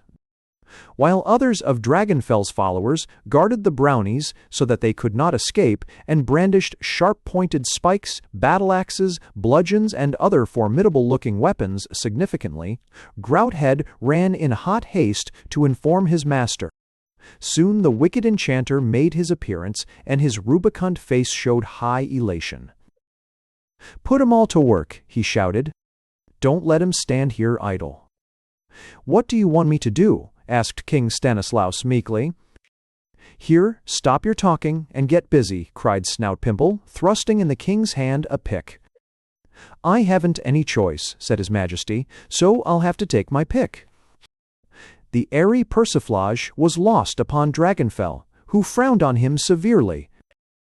"I'm a king in my own right," continued the monarch, pointing to his crown, "and never used a pick except to bury a dead dog, but I'll not make a scene in the presence of my subjects, so here goes for the jewels." His cheerfulness told on others. "If it was digging cheddar crabs or scallops," remarked the sailor, "I'd soon fill a basket." "I've broken stones before," said the Irishman, "but this is the first chance I ever had to get a whack at diamonds." "Vell," said the German brownie, "if I see some dings in dot blaze shining like Blitzen, I bowls him out already yed unsay noddings." They were then hustled off to their new tasks. With the mine sprites and brownies, the king started to dig away, and he tried not to shirk, but to do his stint with the rest of them.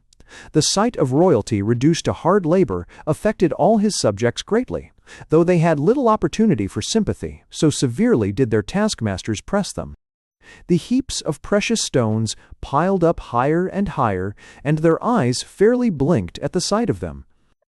"I never saw so many jewels before in all my life," declared his majesty, wincing as he felt a sudden crick in his back. "Whenever I look at them, I feel just as though I were going to break out with carbuncles." "I wonder when they'll bring us something to eat," said Florimel, who was beginning to grow hungry. He was very much relieved when some time later Bounding Boar appeared with a cauldron of lukewarm soup, which was served in skimpy little plates. "Here, take mine back," complained King Stanislaus. "Look what's in it. Just imagine what would have happened to me if I had swallowed it." As he spoke, he held up a pin which he had found in his soup. "It wouldn't have hurt you, Your Majesty," said the policeman. It's a safety pin." Now and then some adventurous brownies would discover a new dark passage, and, with the hope that it might lead to liberty, the more progressive would get their heads together and plan a break for freedom. For a time, it looked as though one of these attempts would be crowned with success, and liberty itself seemed to beckon in the offing. But, just as promising enterprises in our own uncertain careers often end in disappointment, so would each noble effort only result in a punishment of heavier burdens and shorter rations. Mandrake, with a tray of food, went down one of the dark passages, and soon returned empty-handed. This Florimel noted, and he said to King Stanislaus, "I'll bolt you and ever." "Your Majesty, Titania and her companions must be over there. I am going to try to find them." He took from the sailor, who had charge of it, Euphrosyne's dove, and, opening the bosom of his jacket, let it cuddle close against his breast, with just its head now and then showing. At a moment when the attention of all Dragonfell's followers was temporarily diverted by some remarkable discovery, he made a sudden dash down the passage where he believed Queen Titania and the others were imprisoned. His companions grouped themselves together to screen his fleeing form as best they could, and he succeeded in getting away without detection. Florimel ran along the passage, and his supernatural vision guided him. So when he came to a gem-crusted door, he was able to see stretched before it a form that he at once recognized as the Red Spirit. The lazy fellow had been left to guard the prisoners, but had neglected his duty and was fast asleep. Florimel heard him snoring away so that he knew his slumber was a heavy one, and he tiptoed up to him with confidence. He was rejoiced to see lying beside him the bow and 4 arrows, and he noiselessly reached for the bow and restored the arrows to his quiver. Then he turned the big diamond that served as a knob for the door, and stepping cautiously over the unconscious Red Spirit, entered. Titania, Dame Drusilda, Violet, and Daffodil were seated upon one of the divans, and they sprang up joyously when they saw him. "Florimel," cried Titania, and ran toward him. "Shh," he warned, and closed the door softly after him. "The Red Spirit is supposed to be guarding you, but he has fallen asleep. We must be careful not to wake him." They embraced fondly, and Titania asked, "When will the Brownies take us away from here?" Florimel shook his head despondently as he answered, "I am sorry to say that we are all prisoners like yourselves. See, Titania, I have brought you this. I thought perhaps that it might help us." He took the little cooing creature from the bosom of his jacket and stroked its soft sides. "Euphrosyne's dove," exclaimed Titania. "There is a shaft above through which it can escape. Let us send it with a message to her." Upon a scrap of paper she hastily wrote the words, "Euphrosyne, fair goddess of mirth, 1. Dragonfell, the wicked enchanter, holds us captive in his country. Help us, we beseech you, before it is too late. Queen Titania." While she wrote, Florimel noticed with some uneasiness that water was trickling down the walls, and that in some places on the floor pools had already formed.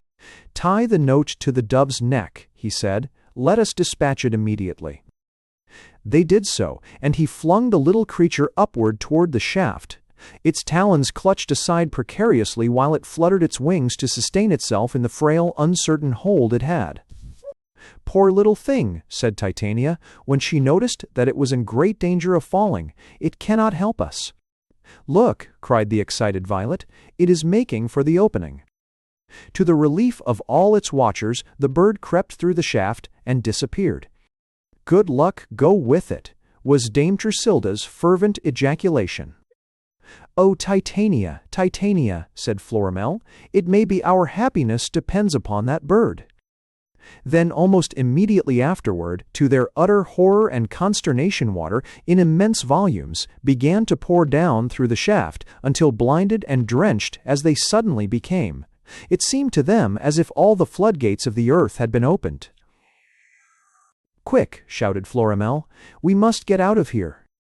He flung open the door, fearing that the red spirit was still outside, but the terrified clamor of voices that rose from all sides had caused him to desert his post.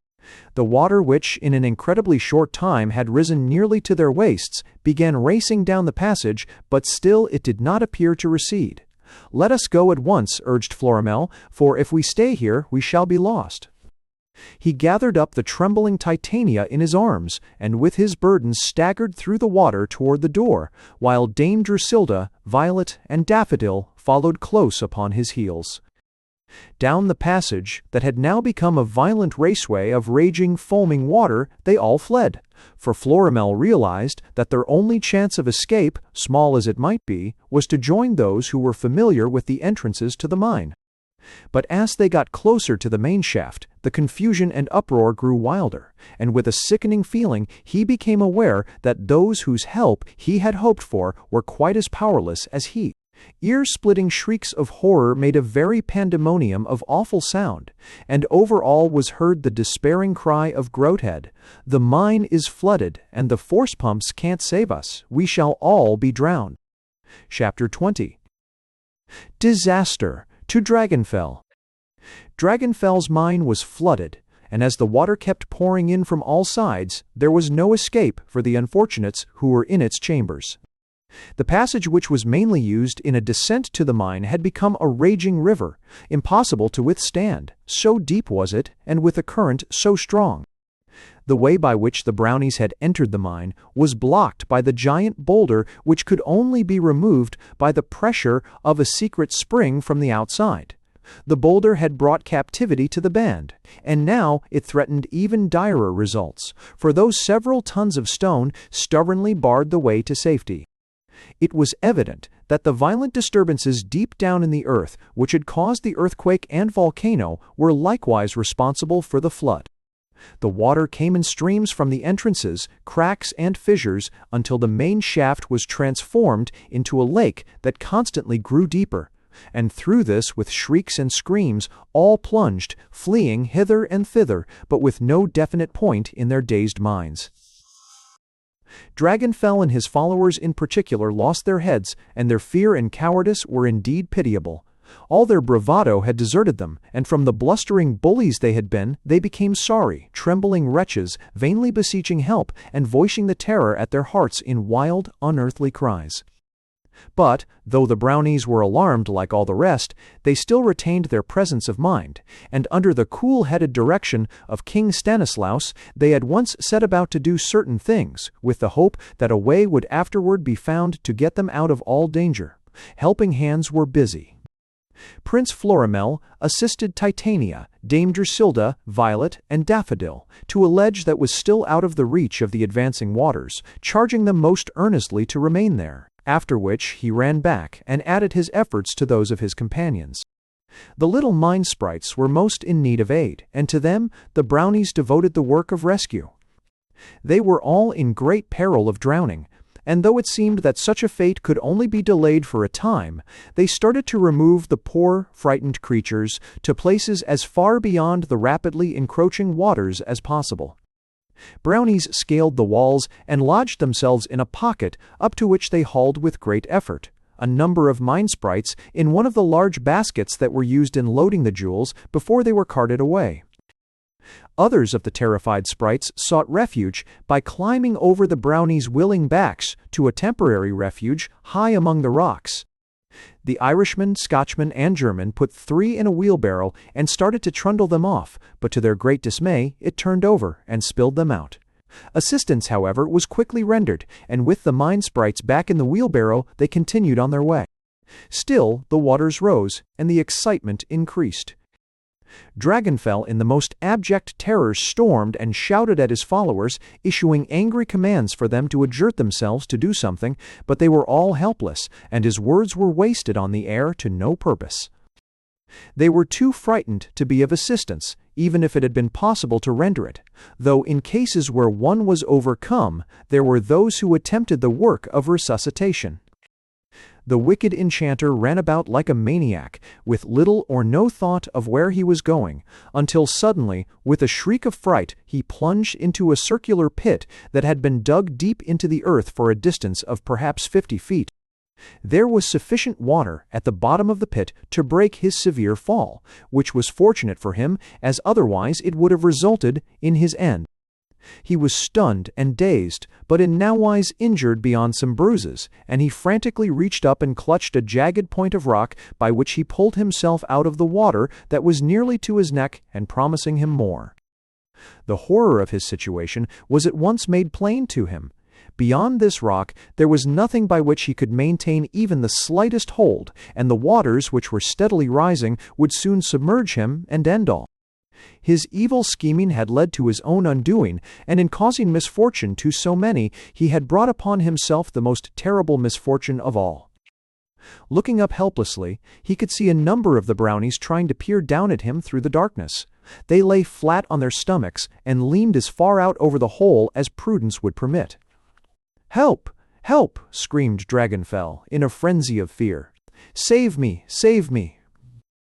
His piteous cries were heard by all the Brownies, and they looked at each other in doubt and uncertainty. When the monster whom they had every reason to fear had met with the mishap which now made him powerless, it was not to be gainsaid that a feeling of great relief was experienced by one and all. No matter what harm might come to them from other sources, certainly his power to injure them was gone. "Why should we help him?" said one of the Brownies. "He has harmed us all he could." "If he drowns," said another, "he will never have a chance to do so again." But King Stanislaus looked very grave. "Althing? No matter how much he has wronged us," he said decidedly, "he needs our help, so we must give it." "But he is our enemy," objected the policeman. "That makes no difference," said His Majesty. "He will drown if we do not aid him." "If we save him," said Uncle Sam, "he will only make trouble for us again." "We must not think of that," said King Stanislaus. "Over as mo to be action, he's in distress, and doesn't need to advertise it. That's where the Brownies step in." He gave his orders, and the Brownies, with the realization that there was not a moment to be lost, ran with all possible speed for the long rope which they had used in hauling up the mine sprites in the basket. This they brought to the opening, tripping and sprawling over it in the eagerness and anxiety they displayed. They stood in a line and lowered the rope down into the pit.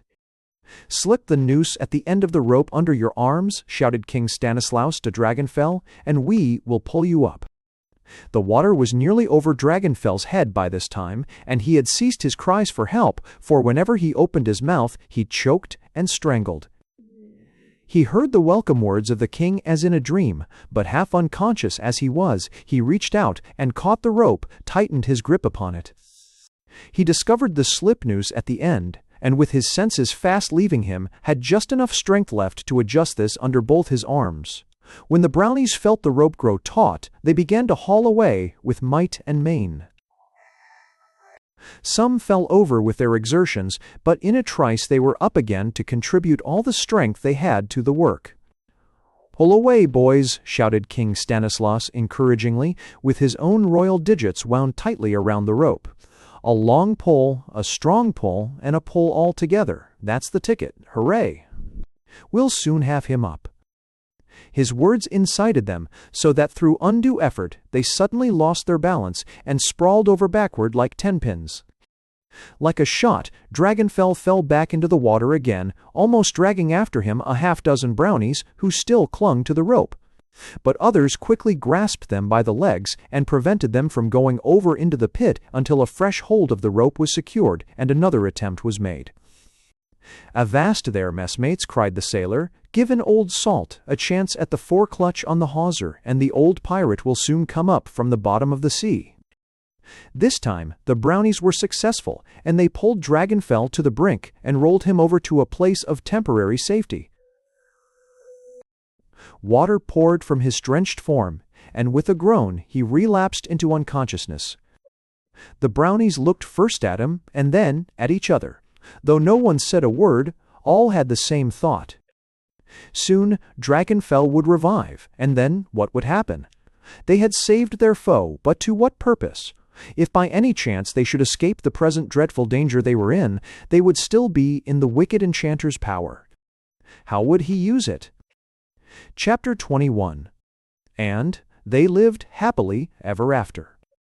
Dragonfell had been rescued by the Brownies at a crucial time when perhaps they might have been justified in trying to save themselves instead. The water kept on swiftly rising, and it forced them out of the positions they occupied to ledges and pockets higher up on the rocks. To these all were forced to retreat, and the still senseless enchanter was carried after them by some of his cowardly, frightened followers who would have left him behind if it had not been for the stern command of King Stanislaus. Still higher and higher rose the water till they were again threatened in their new places of refuge, and it soon became evident that something had to be done, and that quickly.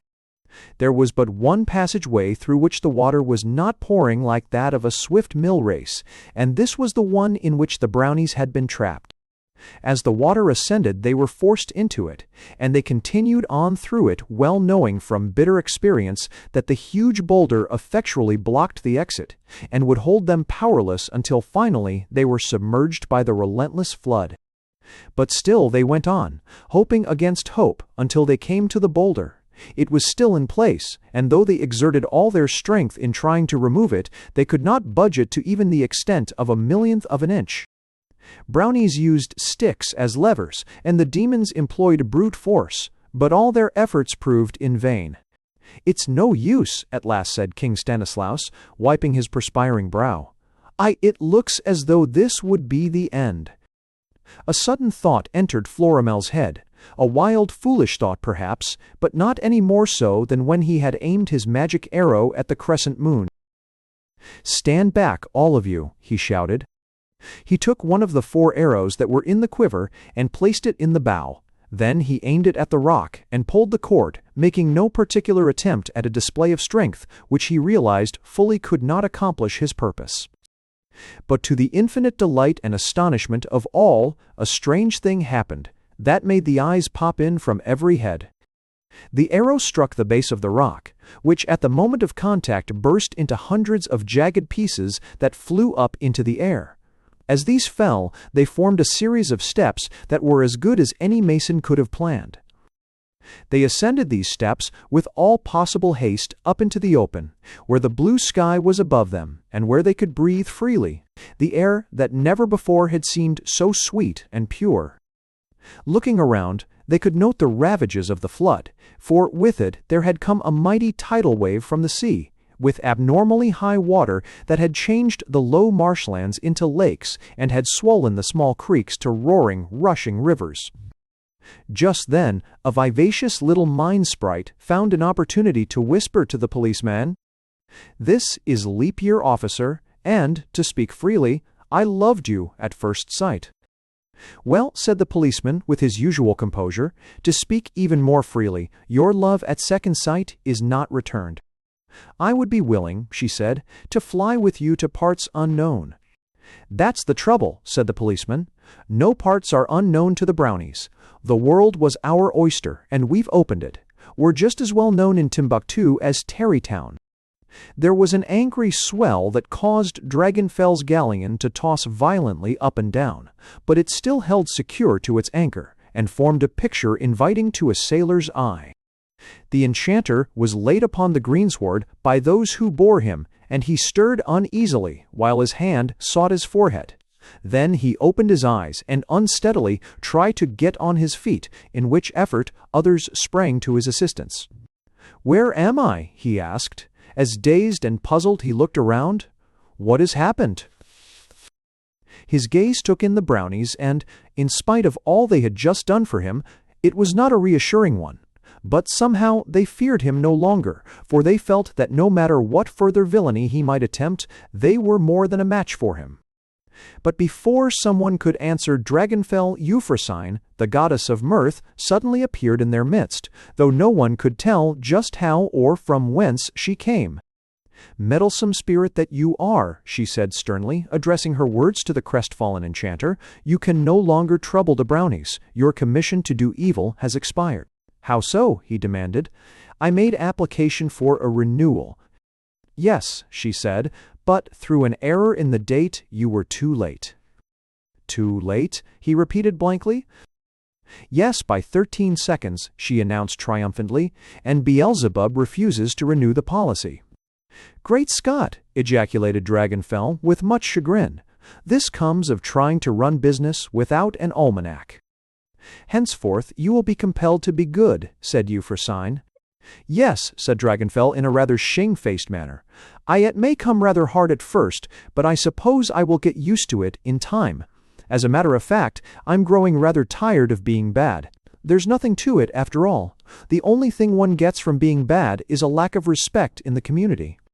I see you're somewhat repentant, said Euphrosyne encouragingly.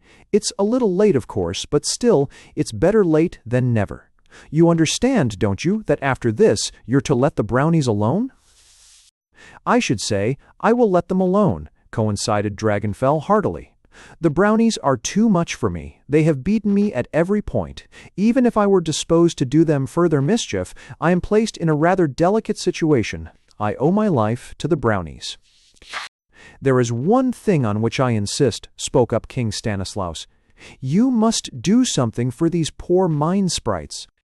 I will see that they are restored to their parents from whom they were stolen, asserted Dragonfell hastily.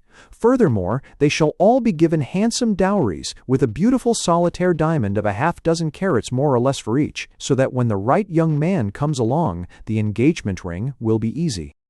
Here the mine sprite, who had expressed her preference for the policeman, gave him a coy glance, but he twirled his club and looked the other way. It's too bad about your palace, said the dude to Dragonfell. Oh, don't trouble yourself about that, said the enchanter cheerfully. I never did like its style of architecture anyhow. I'll soon have it rebuilt and give the union scale for labor, with double pay for overtime. The palace was a rather tame affair anyway. I ran too much to the emerald, topaz, and turquoise in its composition.